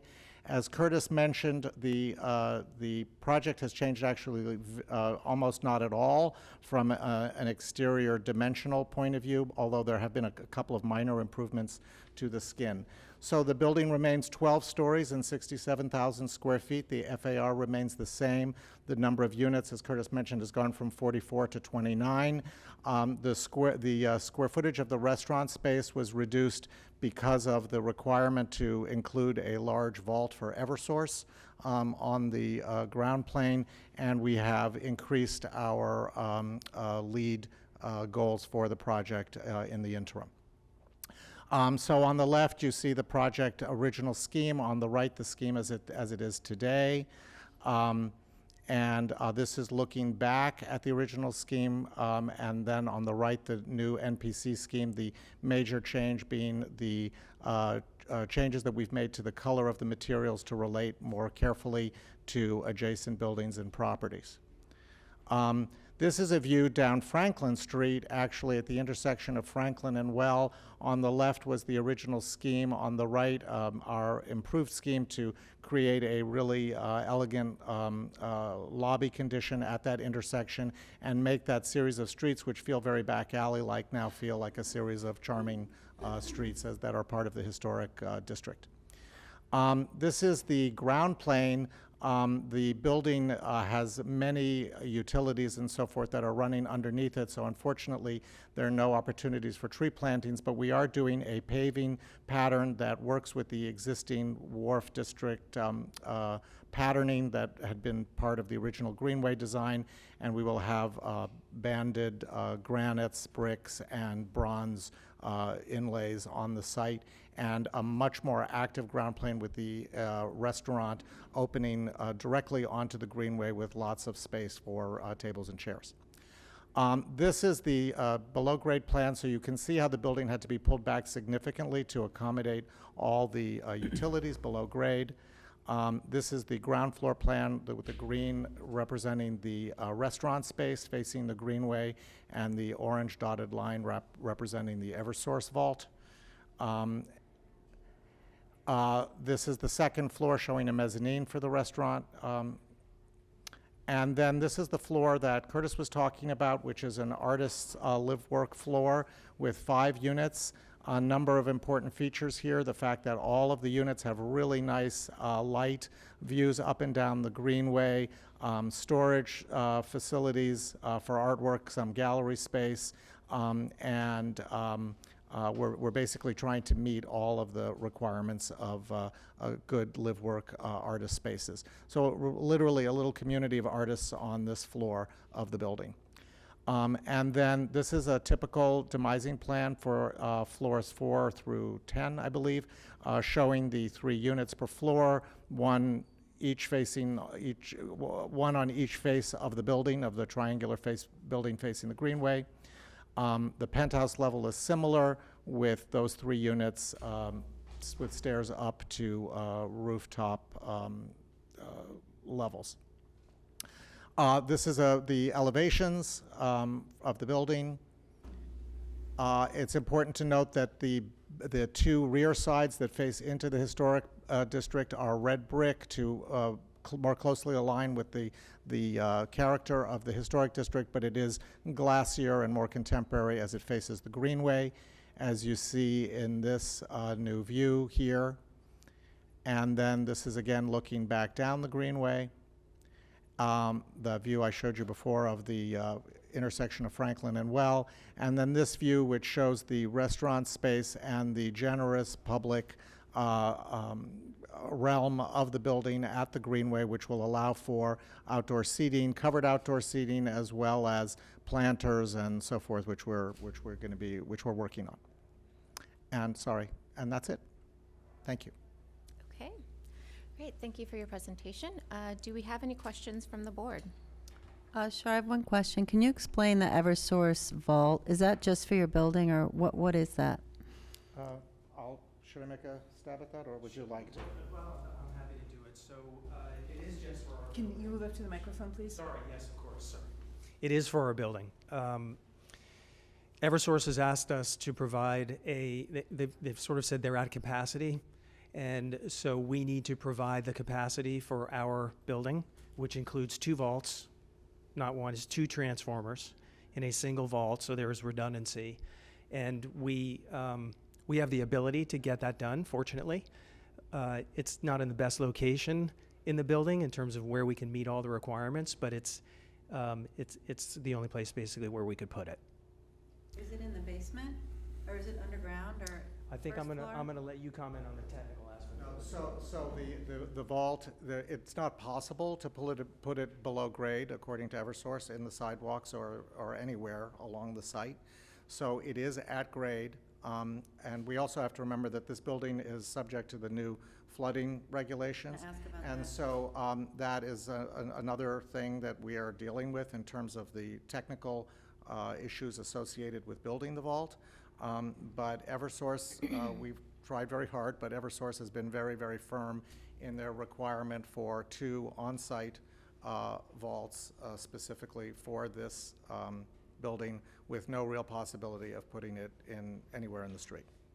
Is it raised up a certain number of Actually, feet or it's inches? actually, in order to get the clearances, it's actually stepped down, but it has a raised up, like bathtub, essentially, that meets the requirements of the flood zone. Huh. So if it flooded, the water would just be stuck by the walls? is that what you mean? That's correct. Wow. Okay, thank you. Thank you. On that same issue, is there a basement in the building? There is a small basement in the back of the. Okay, that's in why. the back of the site where, you know, basically all the utilities that were moved out of the way. For the artery? Were put on this site. So we have a very limited, in fact, the column that you see is the one location where we were able to thread a column to support the building. So it's been a very interesting project from a technical point of view, and I do have to say that the whole team has worked very hard to get to this particular solution.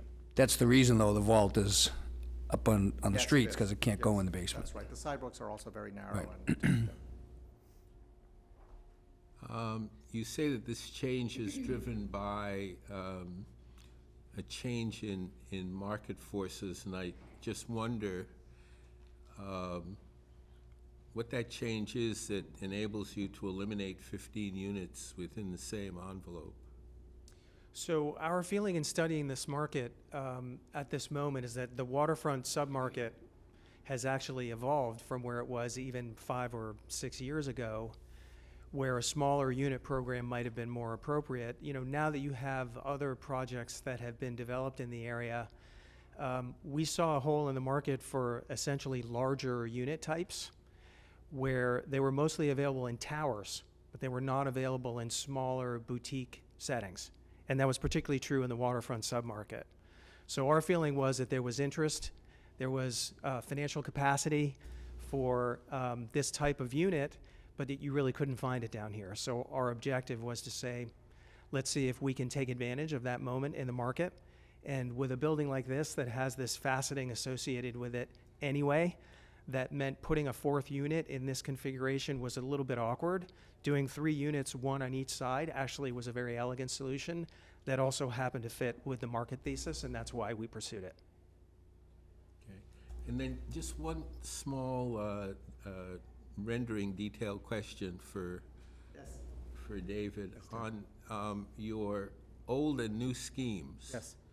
On that back street with the archway, Yes. that one, it looks like you've eliminated a building in the background that was in the prior one.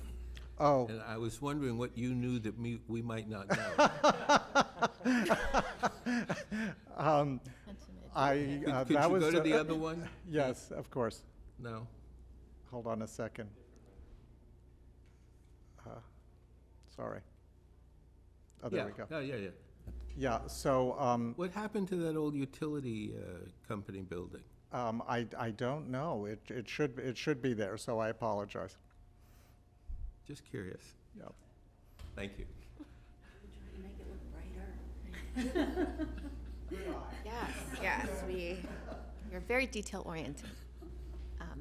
Okay, do we have any further questions from the board? Hearing none, a motion is in order. So moved. Second. All those in favor? Aye. Aye. Opposed? The ayes have it, motion passes. Thank you. Thank you very much. Thank you. Great.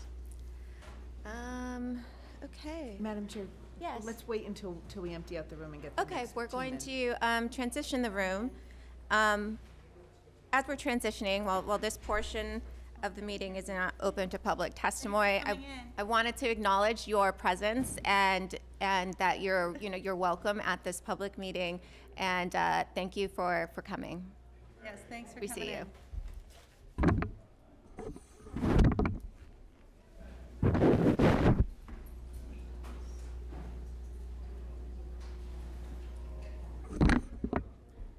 Okay. Moving on to item number 22. Request authorization to issue a certification of approval pursuant to Article 80E-6, Small Project Review of the Zoning Code for the renovation of an 82,378 square foot retail building for a floor and decor store located at 729 Morrissey Boulevard, and to take all related actions. Stephen. My name is Stephen Harvey. I'm a project manager at the BPDA, and I want to thank you for your time today. The project I bring before you is 729 Marcy Boulevard, located in the Dorchester neighborhood of Boston. The proponents, Floor & Decor, seeks to substantially renovate an existing retail building previously occupied by National Wholesale Liquidators, which in late 2018 filed for bankruptcy protection, leaving the proposed site vacant. The renovation that Floor & Decor is proposing includes the interior and exterior facade, as well as reconfiguring the parking lot and the addition of a loading zone. The proponents did an impressive amount of outreach, meeting with all the local community groups. I held a BPDA Article 80 public meeting on January 29th at Worked Inc. At this meeting, the project was well received. This project brings business to an unused site, ultimately improving a large and noticeable blemish on the boulevard. Floor & Decor is a very eager and exciting partner who wants to be part of the Dorchester community. And with that, at this time, I'd like to turn it over to the project attorney. However, my apologies, I did not say good morning, Madam Chair, members of the board, Madam Secretary, and Director Golding. Okay. My apologies. Thank you.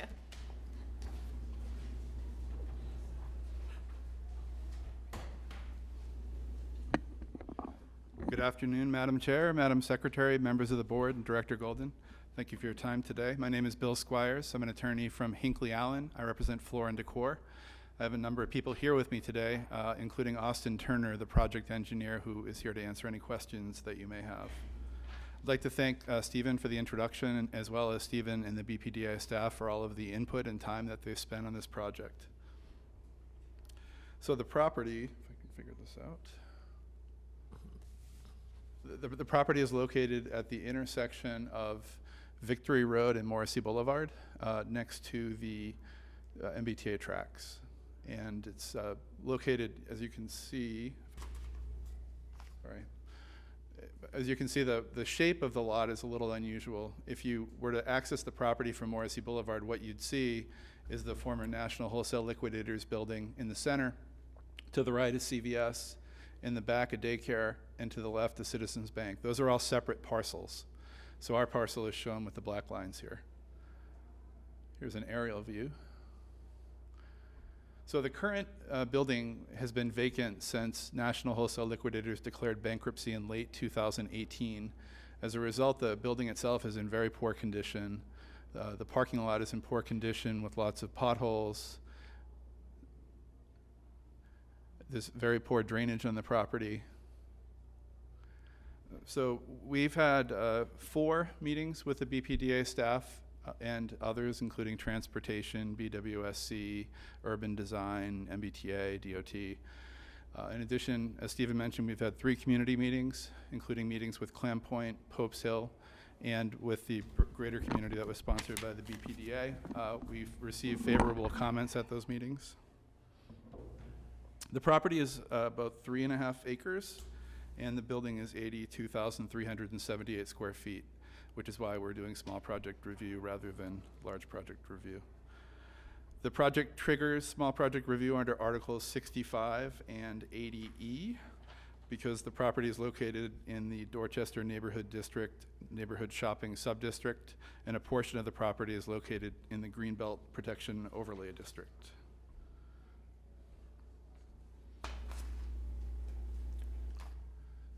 So I'd like to highlight some of the community benefits.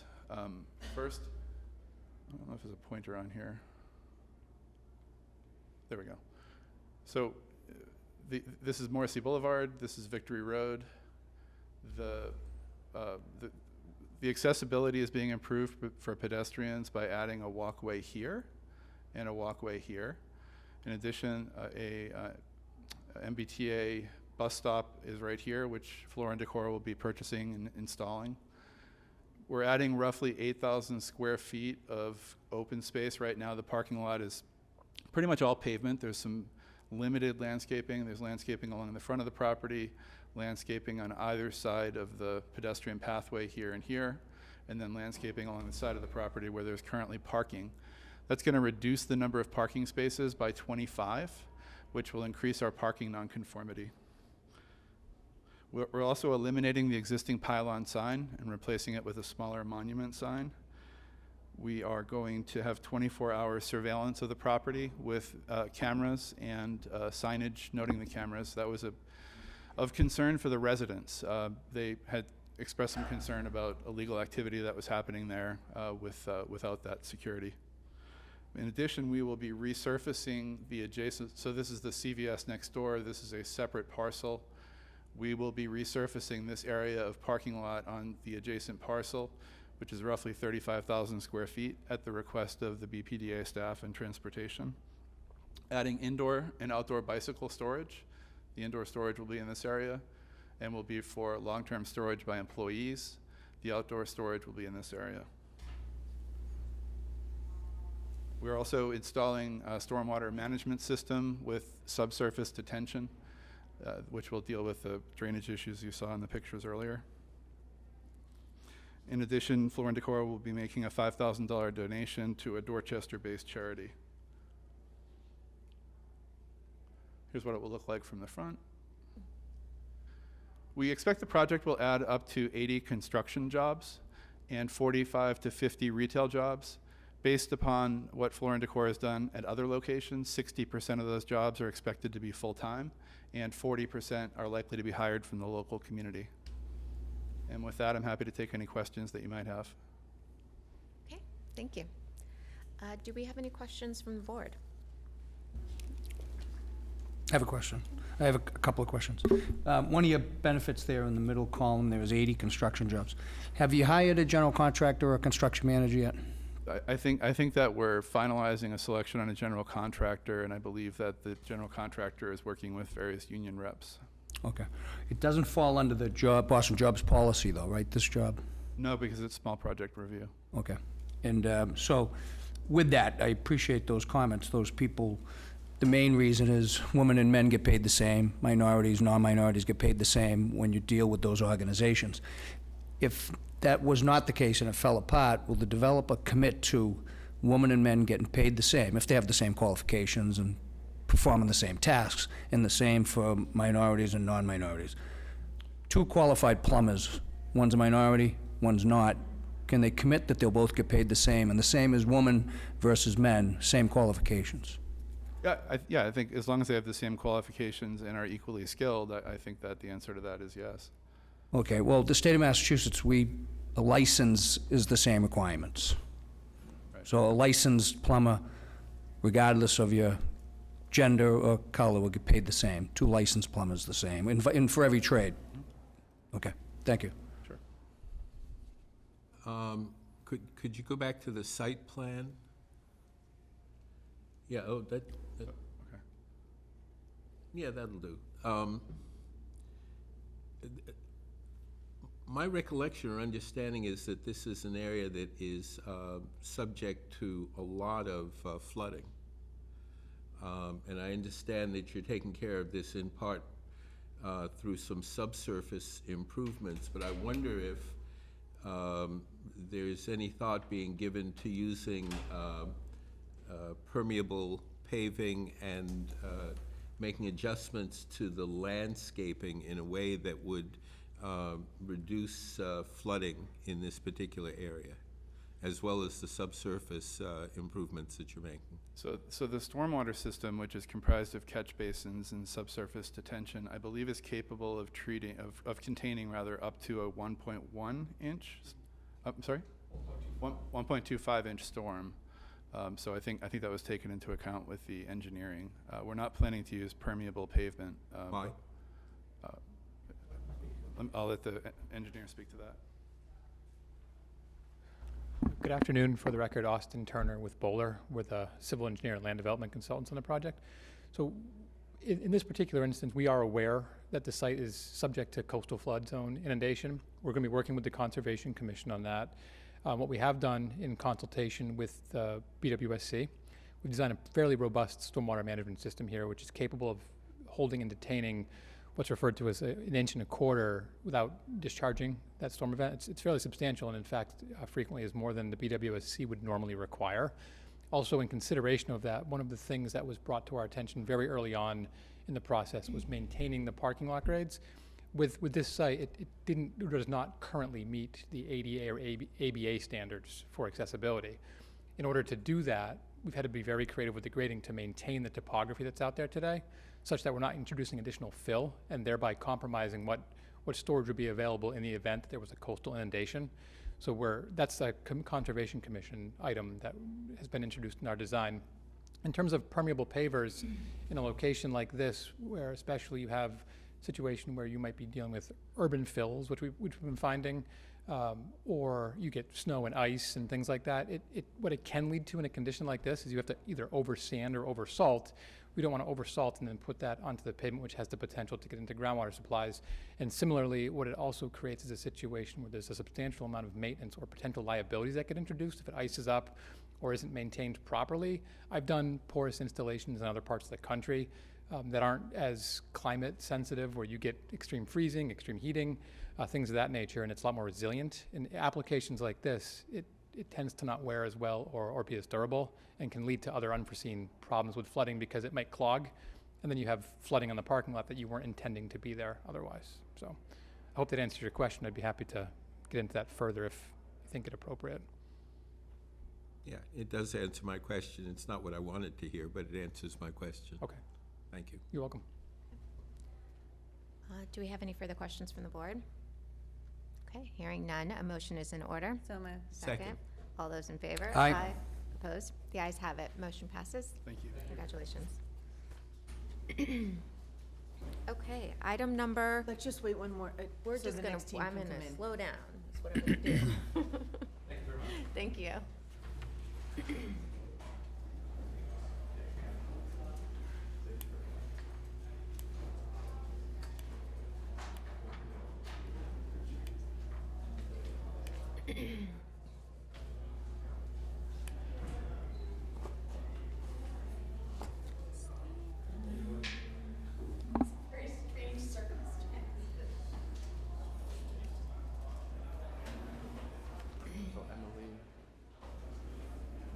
Okay.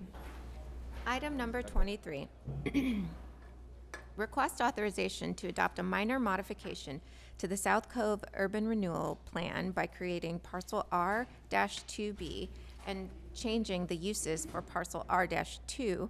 Recommend to the Boston Zoning Commission the adoption of map amendment 726 to designate parcel R-2 of the South Cove Urban Renewal Area as an urban renewal overlay district pursuant to Section 3-1AB of the code. Execute a new land disposition agreement for 288 Harrison Avenue and to execute an amendment to the land disposition agreement for the Tai Tung Village. To issue a scoping determination waiving further review pursuant to Article 80, Section 80B-5.3A, large project of the zoning code for the construction of 85 residential income restricted units, ground floor retail, 40 parking spaces located at parcel R-2 located at 288 Harrison Avenue, and to take all related actions. Stephen. Thank you and good afternoon, Madam Chair, members of the board, Madam Secretary, and Director Golden. My name is Stephen Harvey. I'm a project manager at the BPDA, and I want to thank you again for your time today. The project I bring before you is 288 Harrison Ave, located in the Chinatown neighborhood, downtown Boston. This project is a partnership between the Chinese Consolidated Benevolent Association of New England, Inc. and Beacon Communities, LLC. The two partners are seeking to erect a 6-story building containing 85 units of affordable rental housing. The site where the project is located is part of the South Cove Urban Renewal Area, parcel R-2. The site is currently an underutilized parking lot for Tai Tung Village. Like many other projects in the city, the proponent seeks to build on this parking lot, in the end preserving 40 parking spaces for Tai Tung Village residents, but again creating 85 affordable units. Shortly, I will turn over the presentation to Emily of Beacon Communities LLC and Rebecca, the project attorney. Emily and Rebecca will elaborate more on the project through the presentation.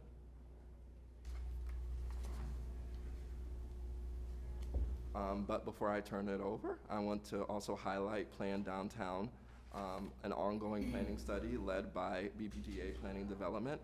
Building on past studies, the primary goal of Downtown Planning Study is to develop a new framework for the preservation, enhancement, and the growth of the downtown area, while balancing the importance of livability, daylight, walkability, climate change, access to open space, affordability, and dynamic mix of uses and among others. With that said, this project, 288 Harrison Ave, which lies in the planned downtown Boston study area boundaries, meets, if not surpasses, the goals that are outlined in Plan Downtown. I hope that the board will agree with that statement and provide their full support for this project. And now we'll turn it over to Emily of Beacon Communities LLC. Thank you.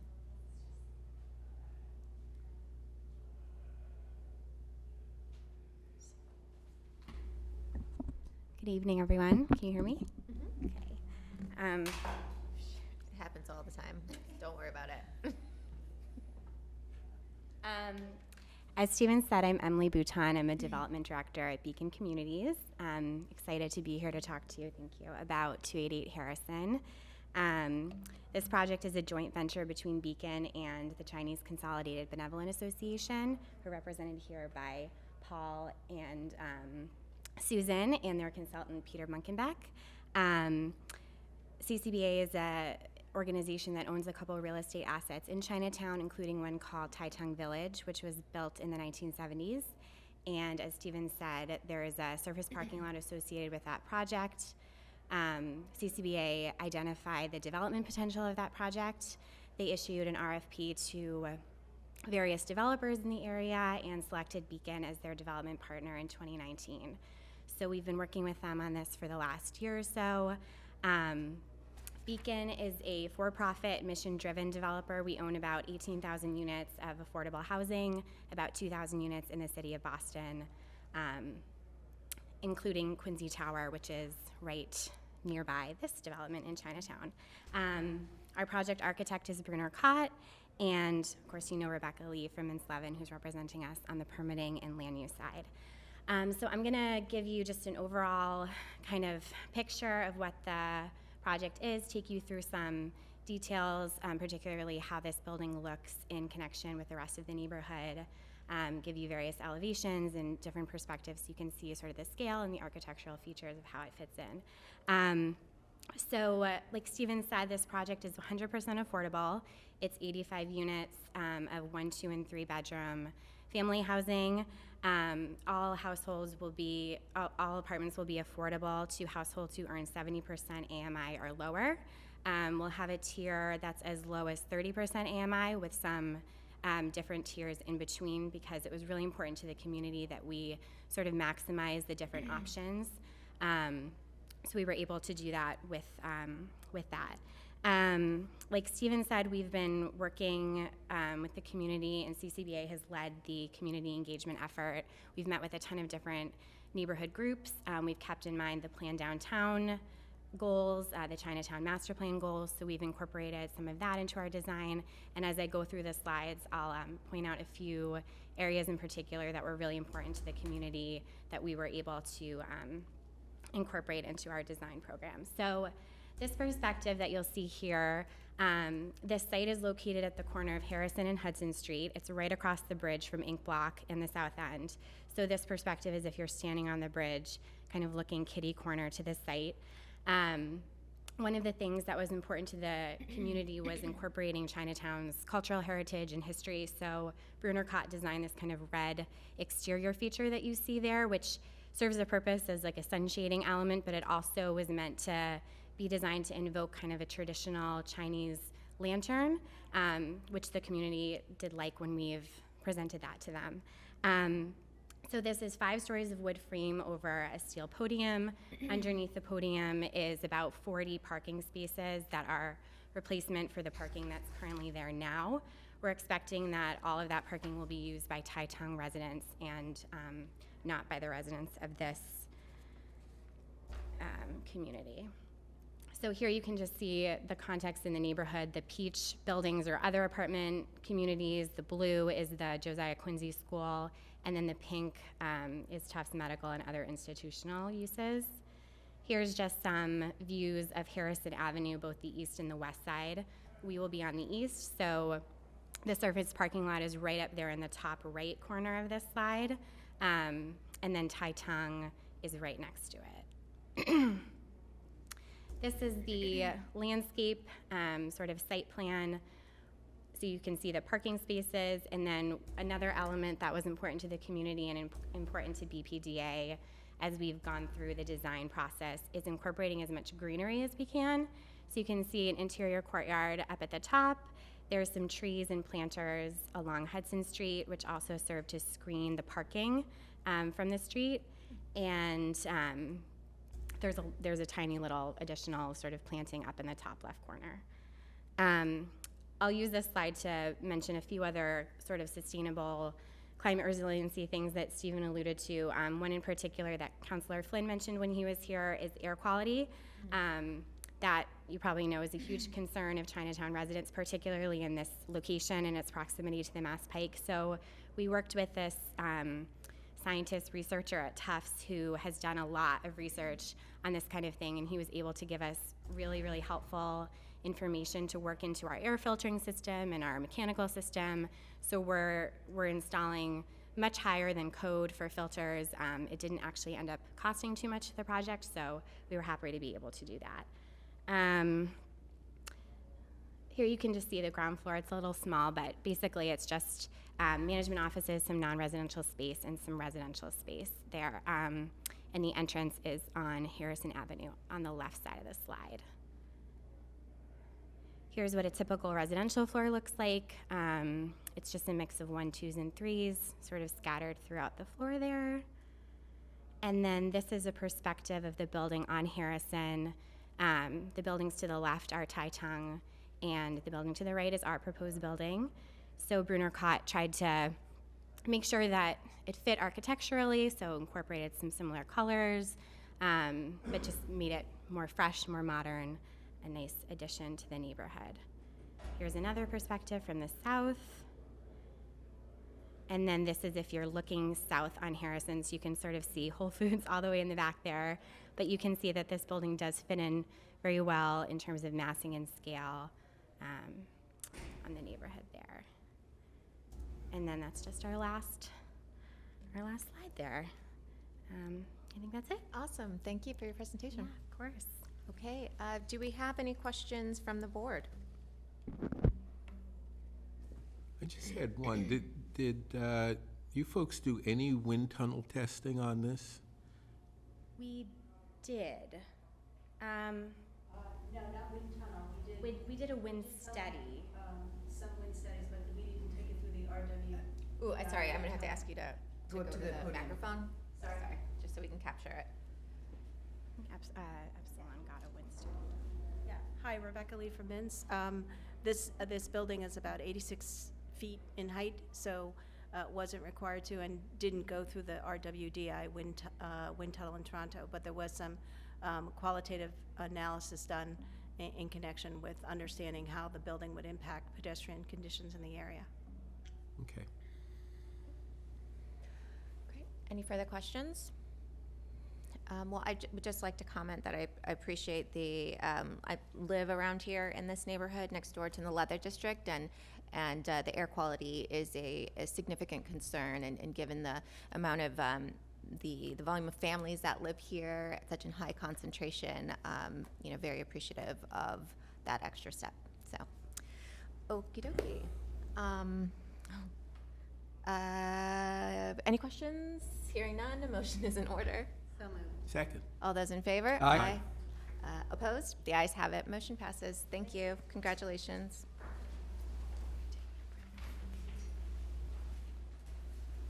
Madam Chair, do you want to take a break or keep going? Either one. It's up to the board. Should we just do the one more, or do you want to take a break? Oh, there's one more, sure. Well, there's one more before the public. Yeah, and then a break. Yeah, we'll go ahead and take the Fast one. agenda item before the, yeah.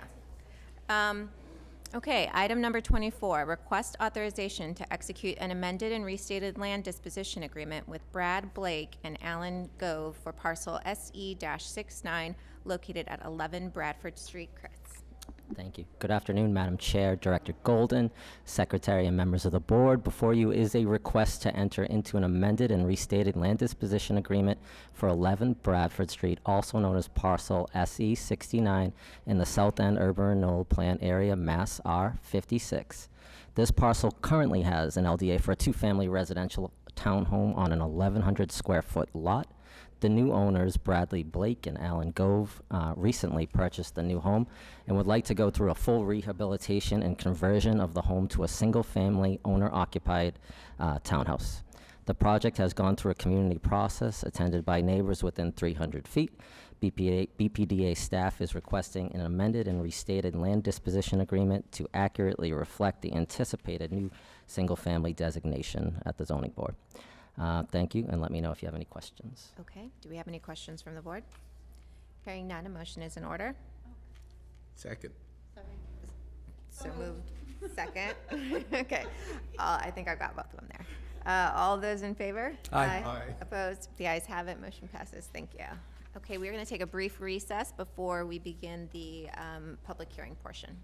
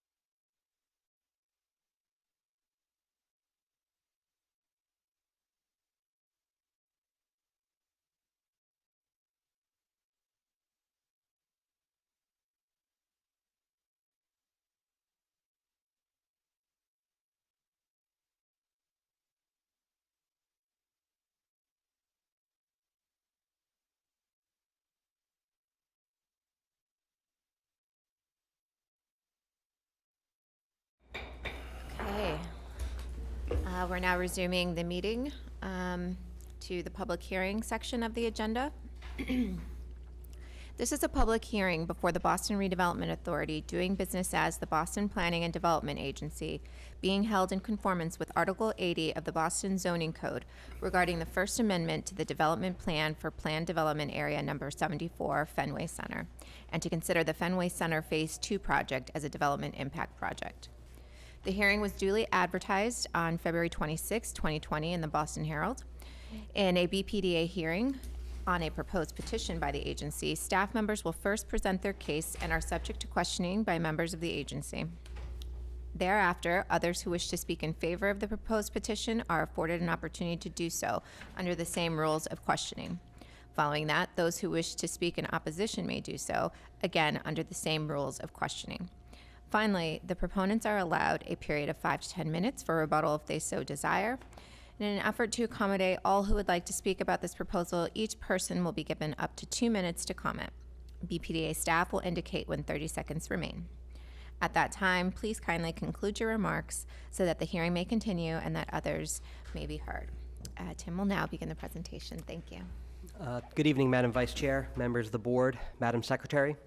The proposed project site is approximately 4.5 acres located in the Fenway-Kenmore neighborhoods and is comprised of both land and air rights parcels above and adjacent to Interstate 90 and the Worcester-Framingham commuter rail line. The Fenway Center project was approved by this board on January 29, 2009, and contemplated two phases of 2 buildings each. The 2 Phase 1 buildings are nearing completion. The full-service Lansdowne commuter rail station, funded by the Commonwealth and built by the proponent, is currently built and operational. Phase 2 of the previously approved project was originally contemplated to include a mix of approximately 486,000 gross square feet of residential, office, and lab uses, with ground floor retail in buildings 3 and 4, and an approximately 274,000 gross square foot shared use above-grade garage podium with approximately 750 public parking spaces over an air rights deck spanning the turnpike. The proponent filed a notice of project change and First Amendment to the Planned Development Area Number 74 on December 4th, 2019, describing changes to Phase 2.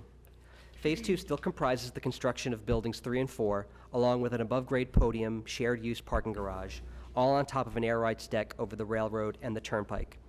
Building 3 is proposed at 22 stories fronting on Beacon Street, with approximately 535,000 gross square feet of mixed-use commercial, research and development, lab, and life science space on the new air rights deck. Building 4 is a 12-story building fronting on Brookline Avenue that wraps much of the proposed shared-use parking garage over the turnpike while creating a continuous active street wall connecting Kenmore Square to the Fenway. The building contains approximately 185,000 gross square feet, including the commercial lobby and retail space on the first floor, and multi-tenant office, R&D, lab, and life science uses on floors 2 through 10. The shared-use parking garage over the turnpike is a fully mechanized 5-story garage with 3 floor plates with space for up to 600 public and private parking spaces. The proposed project is a major element of the 2000 Civic Vision for Turnpike Air Rights, a collaborative planning effort by the BRA and Mass Department of Transportation. Among the many benefits of the project are new open space connecting Beacon Street and Brookline Avenue, a $650,000 contribution to the Fenway Community Center, and a new, much-needed traffic signal at Beacon and Maitland Streets. BPDA staff believe that the proposed project will be a positive addition to the neighborhood and is recommending approval of the Notice of Project Change and PDA amendment. I'll now ask John Rosenthal to introduce himself and give a brief presentation on the proposed project, and we'll be happy to answer any questions afterwards. Oh, it's good to be back.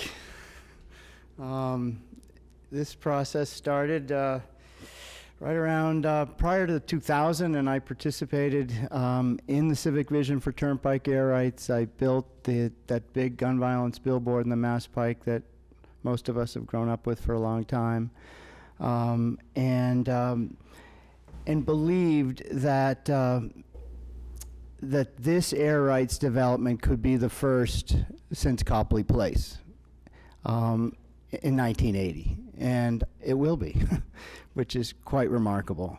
Very few air rights will ever get developed, and the only sites that will ever get developed of air rights are where you have bridges and land on either side. Most of the turnpike is at grade.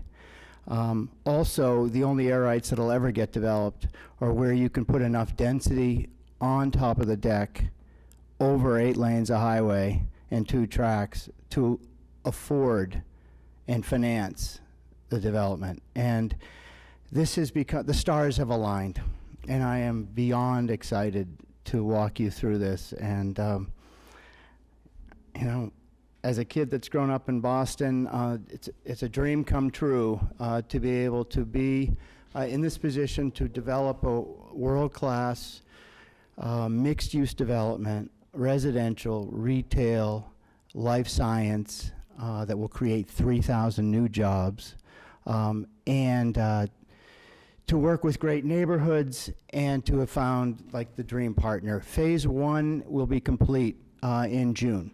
It is 312 apartments, 37,000 square feet of retail, parking underground, $240 million development. It will be done in June. Looks like I went the wrong way. Okay. There are a whole lot of public benefits that go along with this. It's union built. The first phase has about 500 incredibly talented union guys. If you go out there and see what that development looks like today, and you think just a year ago December, it was a dirt site. It is enclosed, it is ready for opening, and it's going to be sort of where the pebble drops for smart growth, transit-oriented development.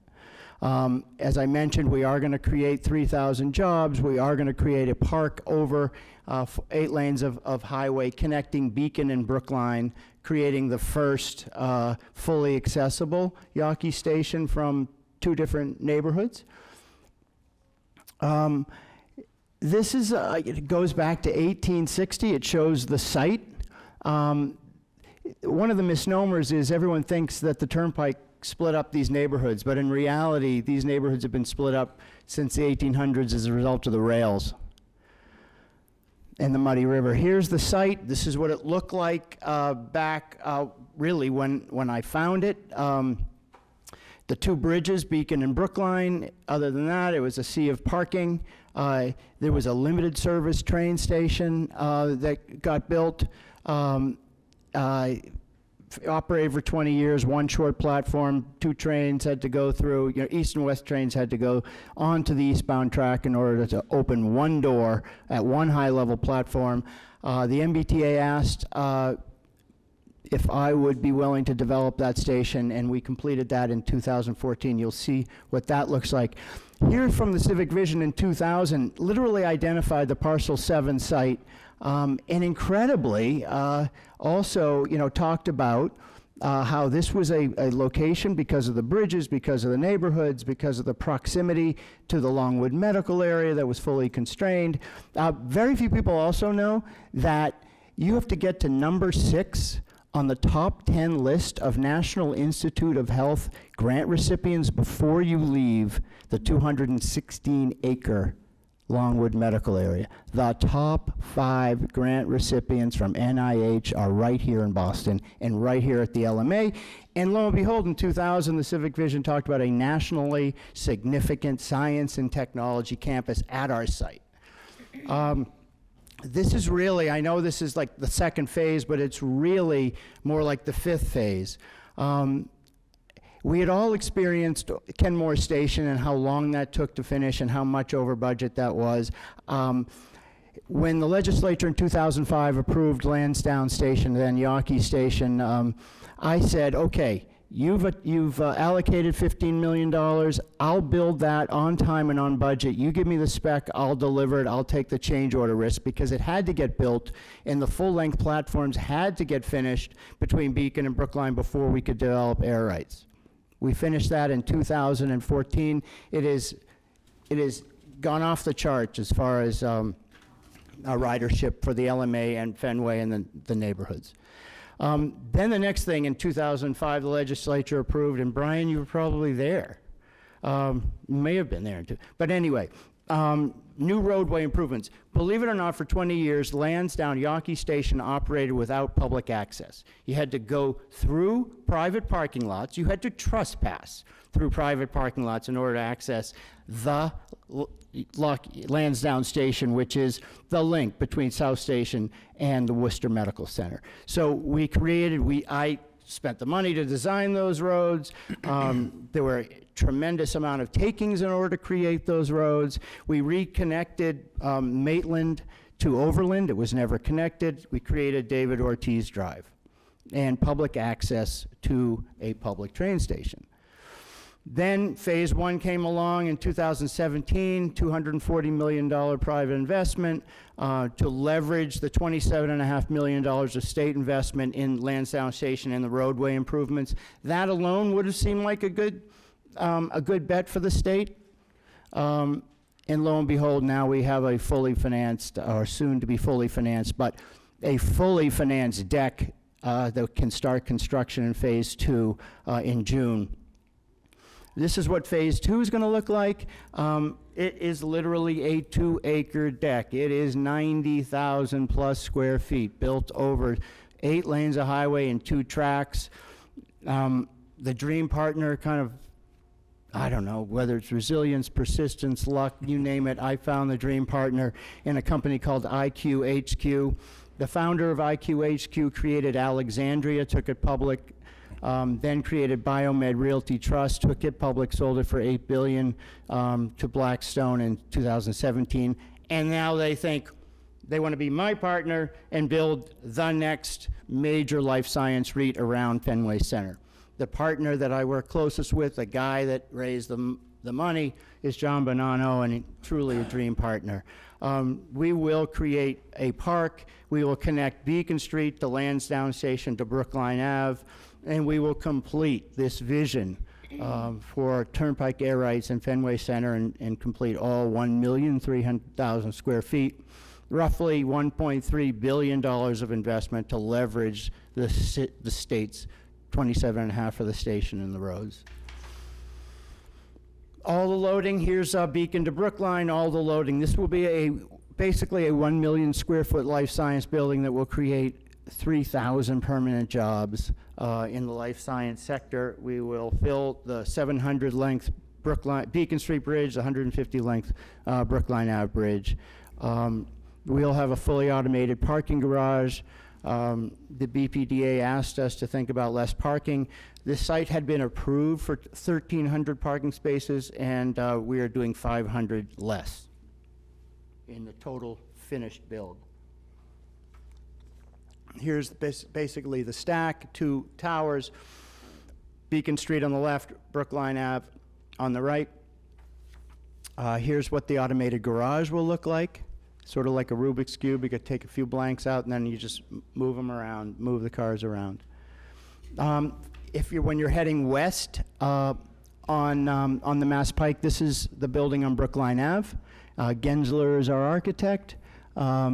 We work closely with BPDA, BCDC to develop the massing, the context, trying to continue the brick context from Buckminster to the Lofts building on the left, Fenway Park. This is, right now, it's a vacant bridge. We're going to fill it in with retail, jobs, and life science office lab to complement the 312 apartments built in phase one. This portal, this middle of the building portal, will be a very large, wide open pedestrian connection and park from Brookline Ave to Beacon Street and along with, Lansdowne Station, which is the train station for the Longwood Medical area. Here's the portal that you'll see. This is Beacon Street. The building on the right is a building 2 in phase 1. There'll be retail.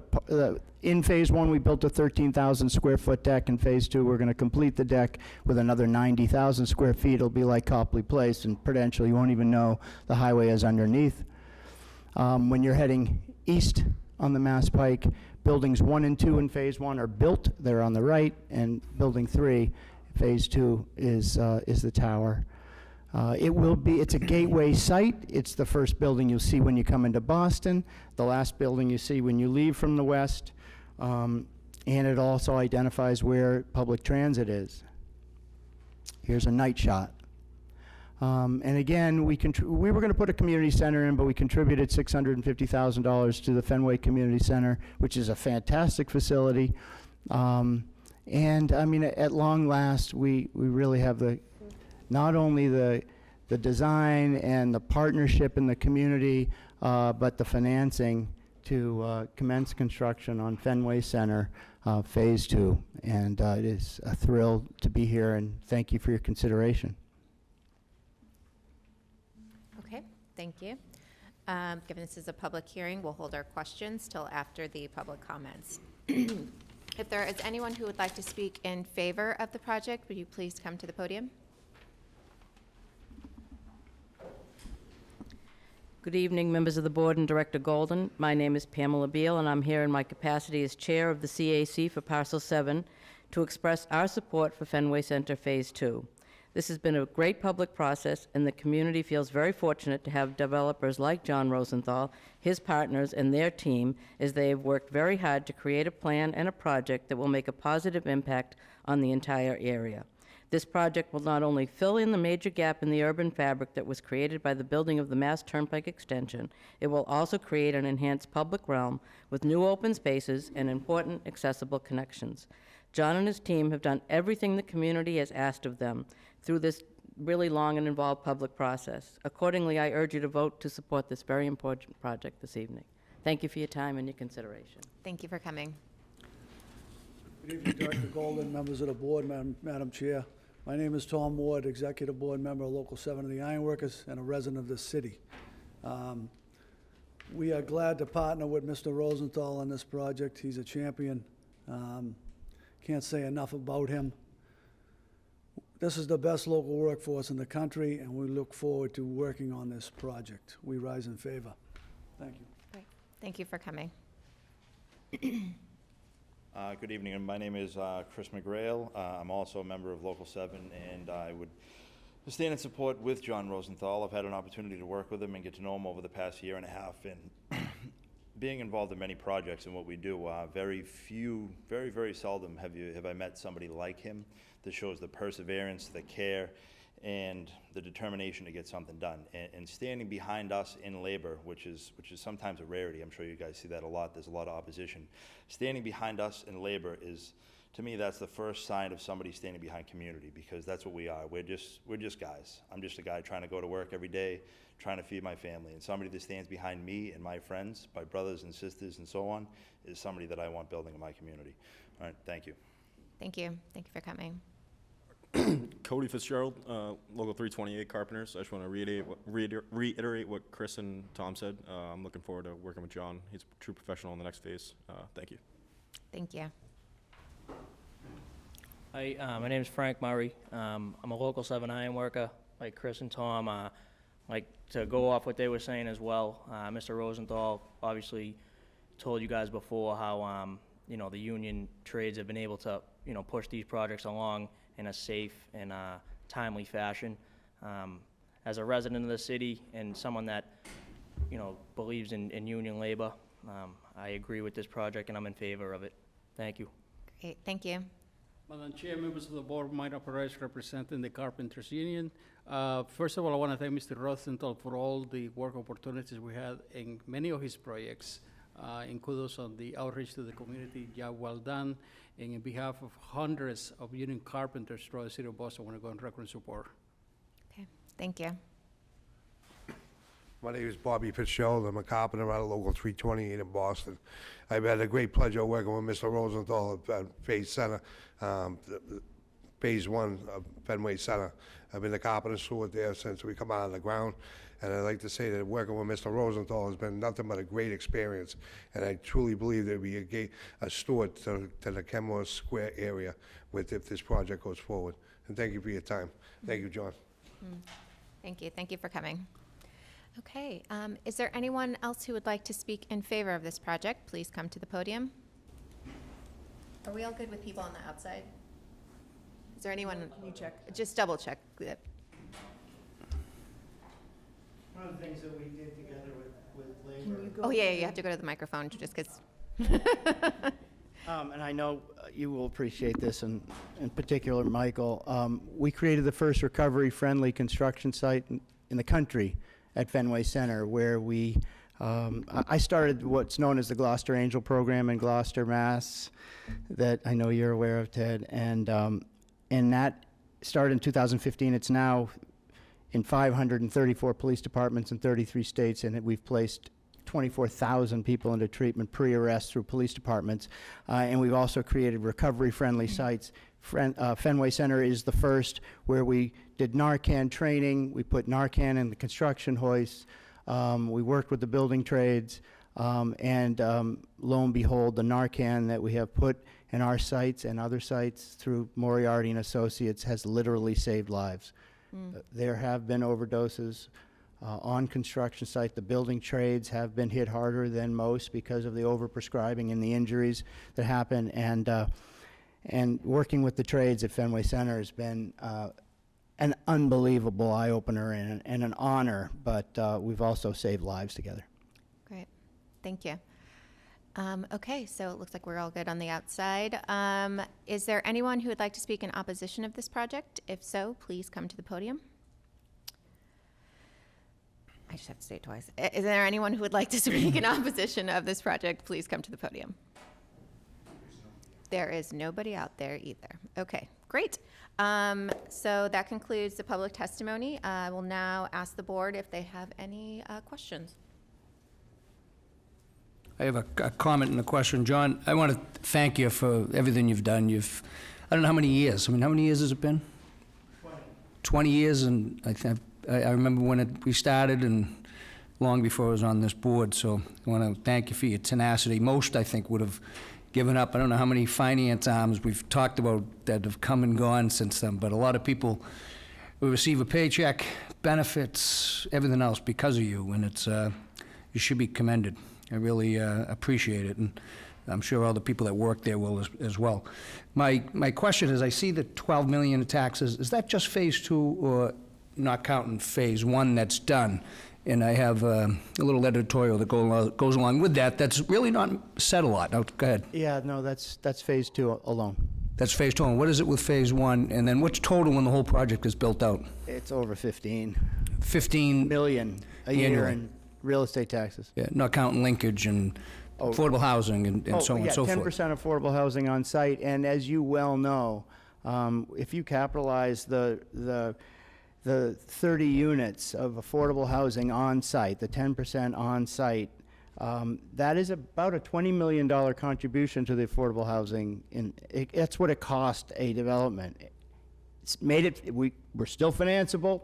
It'll get completed, but it's, as the guy whose company built the first mixed income affordable housing complex financed by Mass Housing in 1969, I'm very well aware of the cost and how to develop affordable housing and workforce housing. And the federal government has abandoned affordable housing. So cities and states are being taxed beyond their ability to really provide the housing that's necessary. So I get that we got to do it. We got to do more of it. And hopefully we'll end up with a federal government that believes in workforce and affordable housing. My additional comments on that 15 million annually, and I point out, and I have often, you take care of your own trash, you take care of your own snow, you take care of your own security, and for the most part, it's a win-win for the state and for the city of Boston. You get very little in return for what you pay, and if you figure how many houses, regular residential condos or 3-deckers or whatever it is, that's an awful lot of homes that equals this complex. And what they get compared to what an owner gets is very little in return.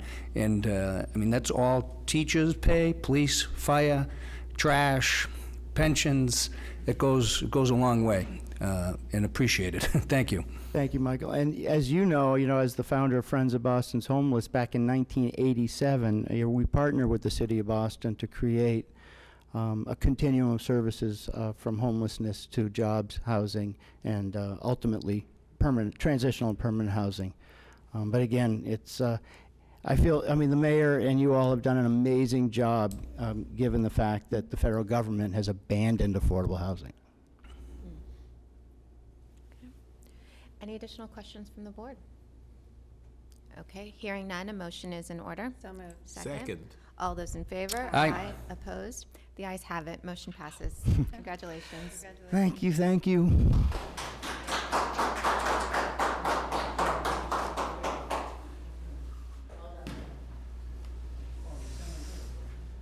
Thanks for your service, you all. Thanks, John.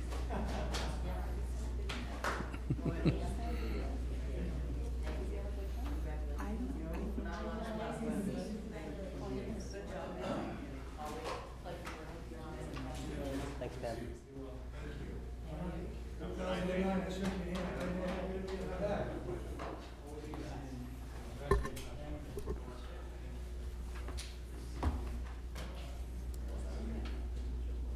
Okay. I'll start reading item number wait, do I wait? Oh. Do I read this? Peter, Dana? Do I read the agenda item and then the statement, or the statement, or just the statement? I'm sorry? Do I read the agenda item and the statement, or just the agenda item first, right? I don't know why I'm blinking.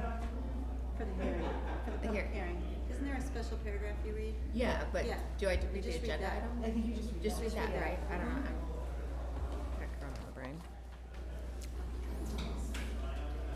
Okay, great.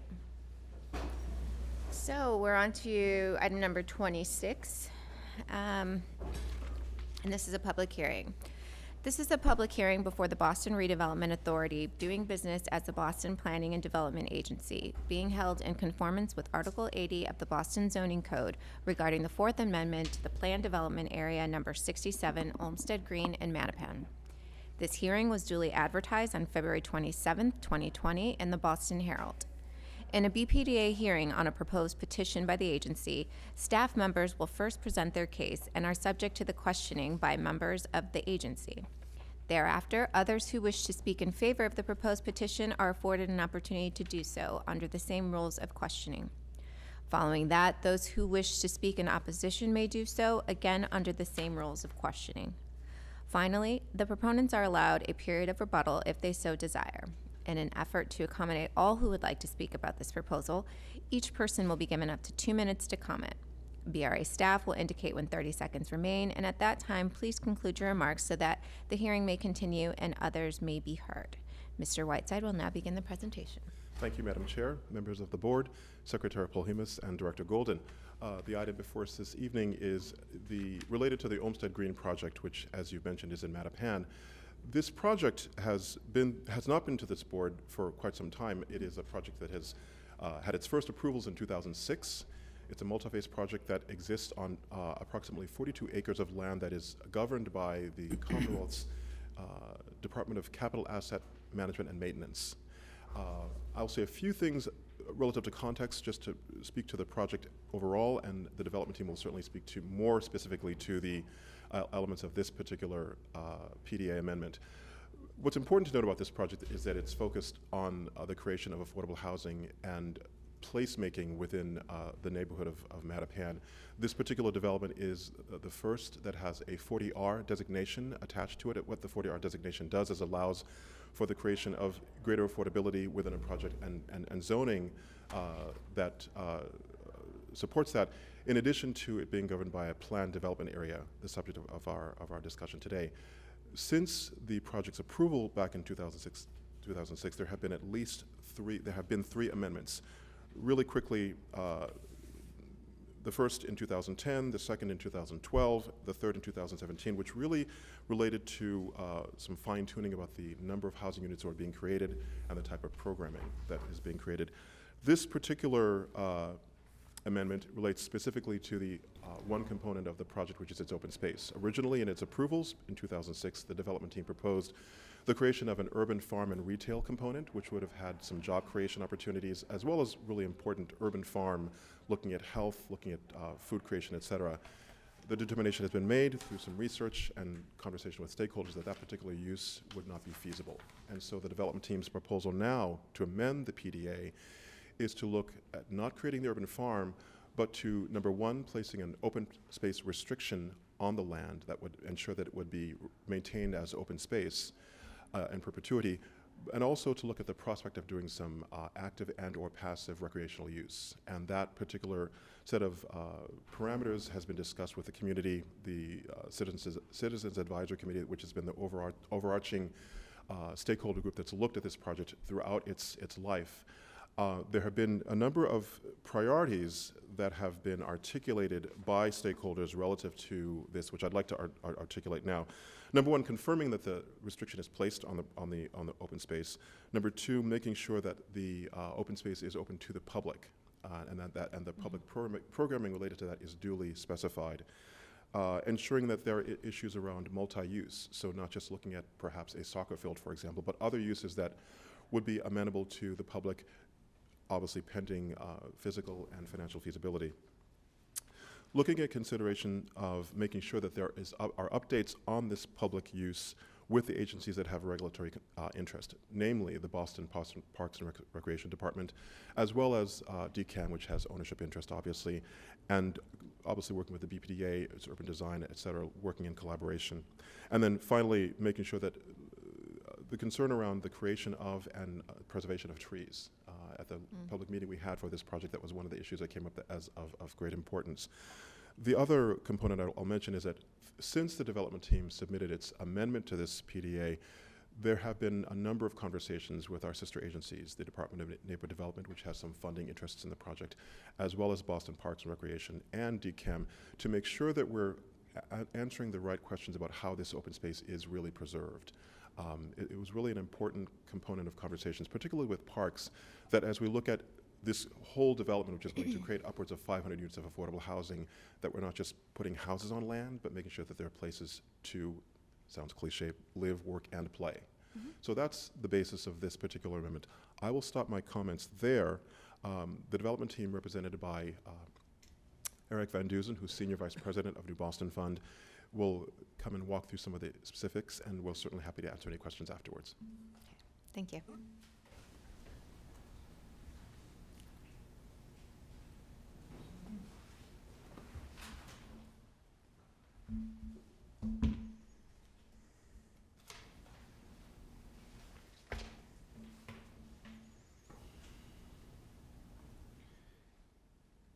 Good evening, Director Golden, members of the board. My name is Eric Van Duzen, and Senior Vice President of New Boston Fund. And on behalf of Lena New Boston, a joint venture with our community partner, Lena Park, CDC, I'm pleased to be before you this evening to share with our plans for adding additional open space to our development plans for Olmsted Green. Before I present our open space plans, I thought the board would find it helpful for me to briefly overview our development progress to date under our current PDA. As I understand, there are a number of board members since we were last before the board back in 2006. Lena New Boston acquired 42 acres from the Commonwealth back in 2006 as part of the decommissioning of the Boston State Hospital. The site is located on the southern end of the city's Emerald Necklace, adjacent to Franklin Park, and in the neighborhoods of Dorchester and Mattapan. And Dane, I'm sorry, excuse me, where's the, that's the, no, I don't want to advance, I wanted to put the red down. Okay, sorry, excuse me. So again, I apologize, a little hard to see, but we have basically two campuses. This is known as our East Campus. There's about 14 acres. This is American Legion Highway. This is Morton Street, bordered again by Harvard Street here, and to the far side is Walk Hill. And our other campus is about 24 acres, which is our West Campus. And adjacent to the East Campus is our partners, Community Development Corporation facility, which is Lena Park. And I'll get into some maps that show this a little better, but I wanted to orient everyone to the site. Our neighbors to the north is the Boston Nature Center and the Mass Audubon. Another neighbor to our west is Mass Biologics. And then the other neighbor, again, all part of the decommission of the state hospital. Our last neighbor is here along Harvard Street, which is the Cruise development. So we're wedged in between those two. Again, Morton Street bifurcates our two sites, but we have been developing this since 2006. And basically, our overall master plan is about affordable housing, as Dana indicated. We've got close to 500 units that we are creating. We are pretty far along in that process with over 300 units already developed, and it's really targeted to low, moderate, and market rate households, both home ownership and affordable rentals. So that's our program, and I'll just briefly tick through what those are. Again, we have 151 units of rental housing developed to date in 3 phases. And we have 140 units of mixed-income townhomes, which again are affordable to workforce families. They're income restricted. We have to date, out of that 140, we have 22 of those are income restricted, and then the balance are market. And we have a last phase of that 140 beyond the 60 are going to be 80 more units that we're going to develop along the Mass Autobahn, and those again will maintain that theme of mixed income, making them available for those who make anywhere from 80 to 110% of average median income. So that bandwidth will be served by support of the city and by mass housing, and the balance will be market rate units. The next is we've developed 59 units of affordable senior housing in conjunction with Hearth on our East Campus, and we have 147 units of mixed income rentals and flats, rentals and townhomes currently under construction, and again serving the bandwidth of both affordable, what I'll call workforce, or middle income, as well as market. So of the 497, 352 of those are what I'll call income restricted, so about 70% of the housing I would consider affordable, and of that, of that 70, 50% of that is 60% or less of AMI. So we're very proud of our affordability that we've been able to provide to the community. We're also happy to have had Brook Charter School, who's here this evening, come on our campus, both starting with their K-8 school that came and helped re-energize and constitute our partner at Lena Park.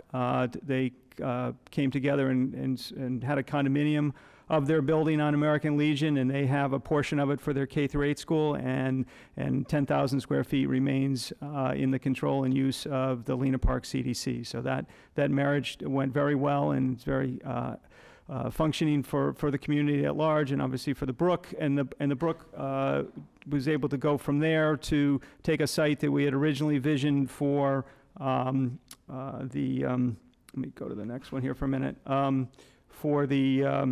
We had a VinFin facility originally here, which is a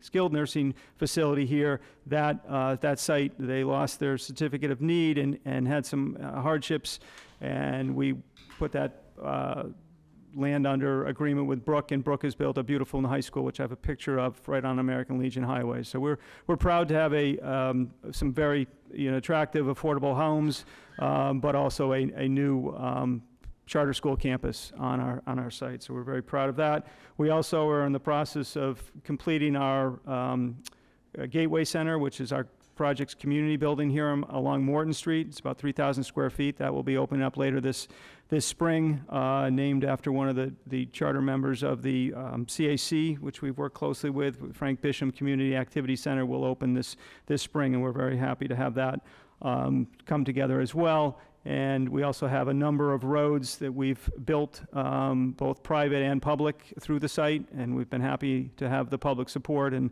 the assistance of the BPDA in getting MassWorks grants. So we're very pleased to have a very fully and functional and vibrant community here at Olmsted. But we're here today before you to talk about one of our last parcels, which is this green area here, which represents 4 acres. And it's an area, as Dana indicated, that we had originally programmed to be an urban farm and a sort of a retail component to sell those urban farming matters in foods and products. But we have had other thoughts. But I thought before I get into a little more on that and also bring in our landscape architect to talk a little bit about some of the planning we've done, I thought I'd go over a little bit of the open space we do have already, and we obviously would like to augment with your approval this 4-acre parcel. But we do have throughout the site a walking trail system that is being developed along the Audubon edge, which is an amenity and I think a nice ability for people that live in our community and community at large to walk along the edge of the Audubon. It's got a fence between us and the Audubon at their request, but it's a nice feature to take advantage of the urban wild in the area that the Audubon has preserved next to us. We also have a number of seating and gathering areas throughout the campus where you can sit with your neighbor and sit outside. So there's benches and brick patios available for the common use. We have 3 tot lots, 2 built to date and 1 in our last phase. So we have areas for children to recreate within the community. As I said before, we're also finishing up the construction of our community building. So again, we're happy to try to bring more, but we do have a number of open space features that we're very proud of on the site already. So again, a brief introduction on what we're coming before you to change this last 4-acre parcel. So again, we've tried for a long time and haven't seen a real need, and there are abutting in the neighborhood other urban farms. The Revision Urban Farm is less than a half mile away from the site and has got a thriving business and very important. Okay.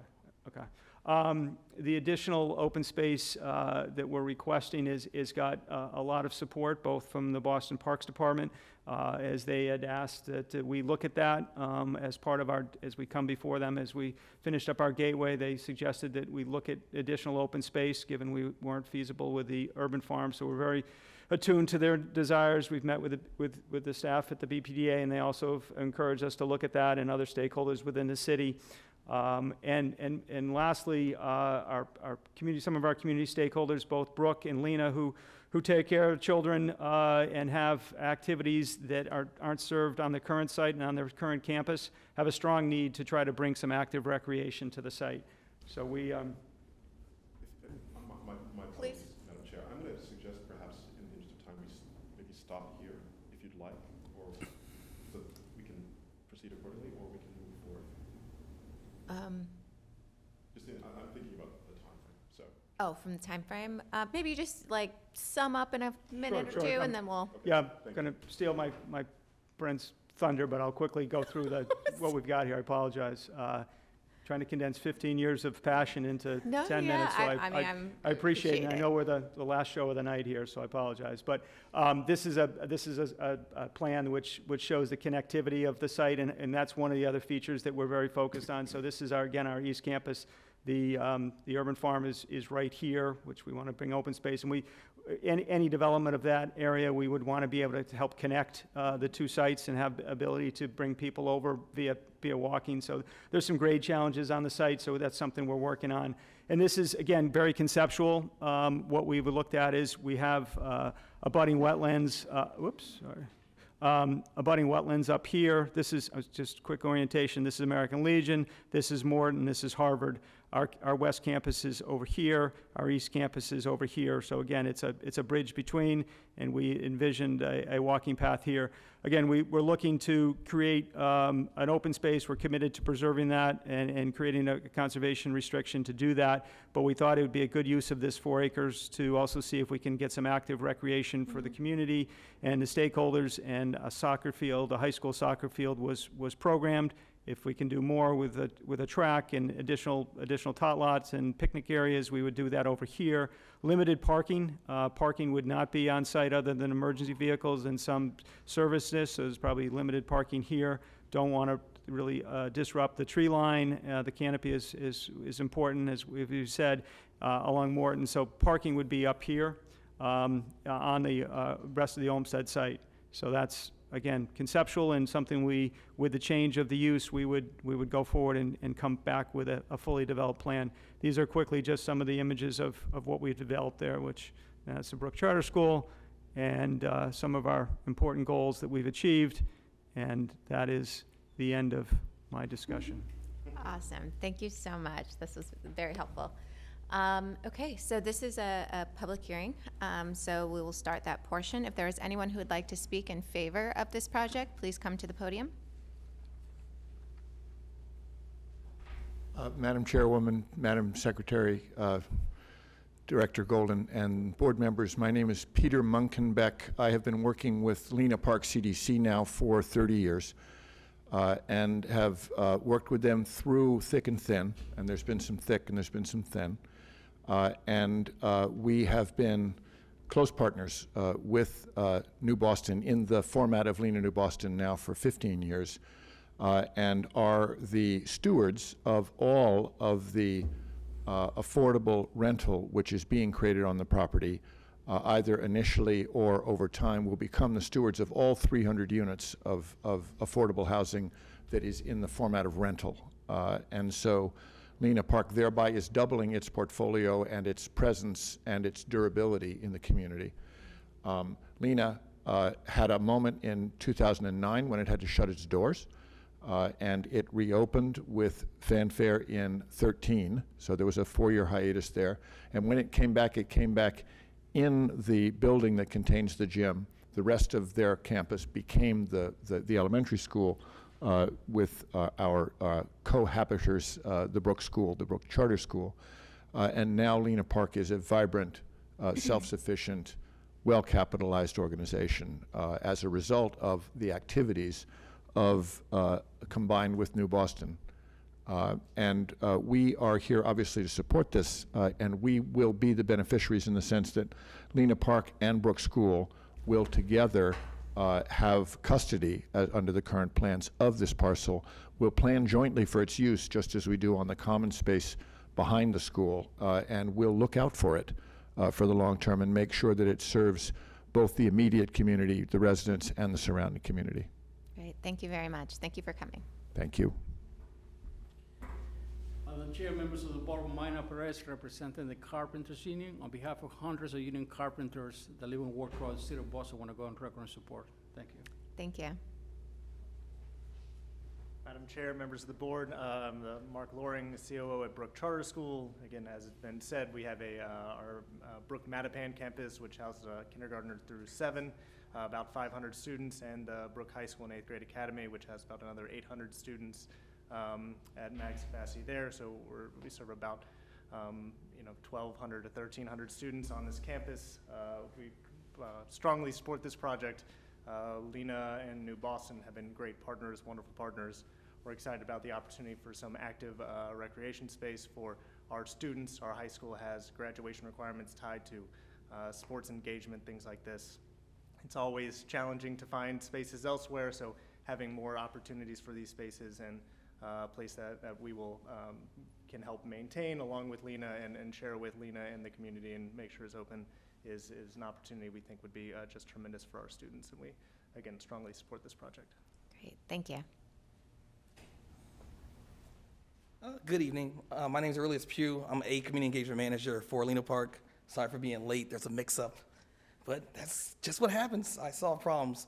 So for me, I guess the most important thing about this project and why we support it is that we have a number of residents at the West Campus who had children or have children currently or grandchildren who cannot get to Lena Park. So we've talked about having buses. We've talked about having our security come and grab them, which does sometimes. Me and our other community engagement manager, Alice, sometimes grab people and bring them over because there's no real sidewalk on Morton Street. So they have really no way to really get across. And people don't trust in their children on a busy highway where someone can get hit. So for us, it's critical for us to have some type of way to get those folks to the rest of our community. And then the second part is that with a soccer field, we actually rent out our gym right now to an organization that does soccer. They play soccer every Saturday. They're there every morning. And so I know they would be super happy to actually have a soccer space and not just our gymnasium. And we can always kind of program activities for that space. It's something that we talked about before, of having an actual field or actual location where kids can kind of go out and play. Yeah. Awesome. Thank you so much for coming. Appreciate it. Okay, is there anyone else who would like to speak in favor of this project? Please come to the podium. Is there anyone who would like to speak in opposition to this project? Please come to the podium. Last call for opposition to the project. Please come to the podium. And hearing none, I will open up the questioning to the board, if you have any questions. Hearing none, a motion is in order. So moved. Second. All those in favor? Aye. Opposed? The ayes have it, motion passes. Congratulations. Thanks very much.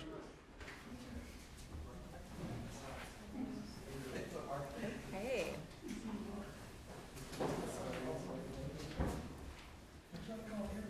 All right, so let's move on to item number 27, which is personnel. Heather? Thank you, Madam Chair, members of the board, Madam Secretary, and Director Golden. We have one appointment for your consideration on the BRA agenda. David Pia, Director for Human Resources in the Human Resources Department, with a start date of April 22nd. Great.